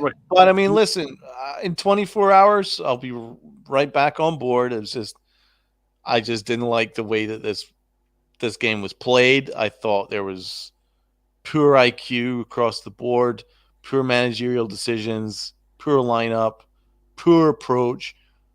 It was bad, but hey, that's a great thing about baseball. In 24 hours, it's a new day, and hey, we can have a big win tomorrow, and happy days. So listen, it's not a big deal. It's just it's tough to watch. That wasn't great. It wasn't a great game to watch, but I think the Yankees will still be absolutely fine. Yeah, we'll see going up ahead. Michael talking about the 2009 offseason. They need to play the guys that can hit and playing good. I understand. If Boone gives me a punt lineup on the 12th, I'm booing the shit out of him. Well, I kind of booed him when they did pregame introductions, so I don't really give a fuck. All these first of all, guys, we're gonna wrap it up here. Don't forget, tomorrow, our final Knicks game of the regular season. The Knicks will be facing the Pacers. I'm going to give the game time real quick just for a double check. The Knicks Pacers will be facing off tomorrow at 7:00 p.m. I'll obviously have the game on MSG. Guys, feel free to come in and chat. Even if you're not a Knicks fan, just enjoy your night with us. We can talk. You guys have been very active in the chat. We thank you very much for that. Keep it here for the content. Like, comment, subscribe, do all the good stuff. If you're not a member and subscribed already, please become a member if you want the exclusive content and all that. You guys can get exclusive content, exclusive live streams, the potential to be in the Discord servers and chat with us. A lot of fun amenities. Also, giveaways for tickets to Yankees games, Met games, wherever. all those things. And if you're new here that you haven't subscribed already, what are you doing? Hit the subscribe button. We're going to be doing plenty of Yankee games throughout the season. We'll be doing some Nets playoff games because they're probably going to be in the 6th seed. And we'll be doing some Knicks playoff games. And we are going to enjoy all the content we put out for you guys. Donald, any final thoughts? Yeah, thank you so much for everyone in the chat. Samantha, it was really good to see you in there. Mike, awesome. Anthony, Jacob, Mitchell, you name it. Tudo, Brad. Guys, thank you for the donations. You don't have to donate. Yeah, all the donations is awesome. But we appreciate it because it helped. Obviously, you guys sharing out, do all the stuff. Killer Joe, great to see you in the chat, man. It was just awesome. That was my big takeaway. Booyah. My big takeaway is the fact that this chat was great. It was great fun. It was great camaraderie, and it was a lot of fun. The game sucked, but you know what? It's 162 games. It's a marathon, not a sprint, and you can't overreact to one isolated game. They're obviously looking in the long haul, but there is some issues here. Josh Donaldson and Aaron Hicks's Jets mess says, and salute to Jets mess as well. Anyway, it was been a lot of fun to do that for you guys, and I look forward to doing another Yankee game very, very soon. And in the meantime, have a great night, everybody, and we'll see you next time. We're going to have to do the 19th game because you mentioned it was another prime game. I think Matt mentioned it. But anyways, folks, we will see you all later. Catch us tomorrow at 7 o'clock, Knicks Pacers. And then from here on out, we will see you later. Peace, everybody, and have a good night. Let's go.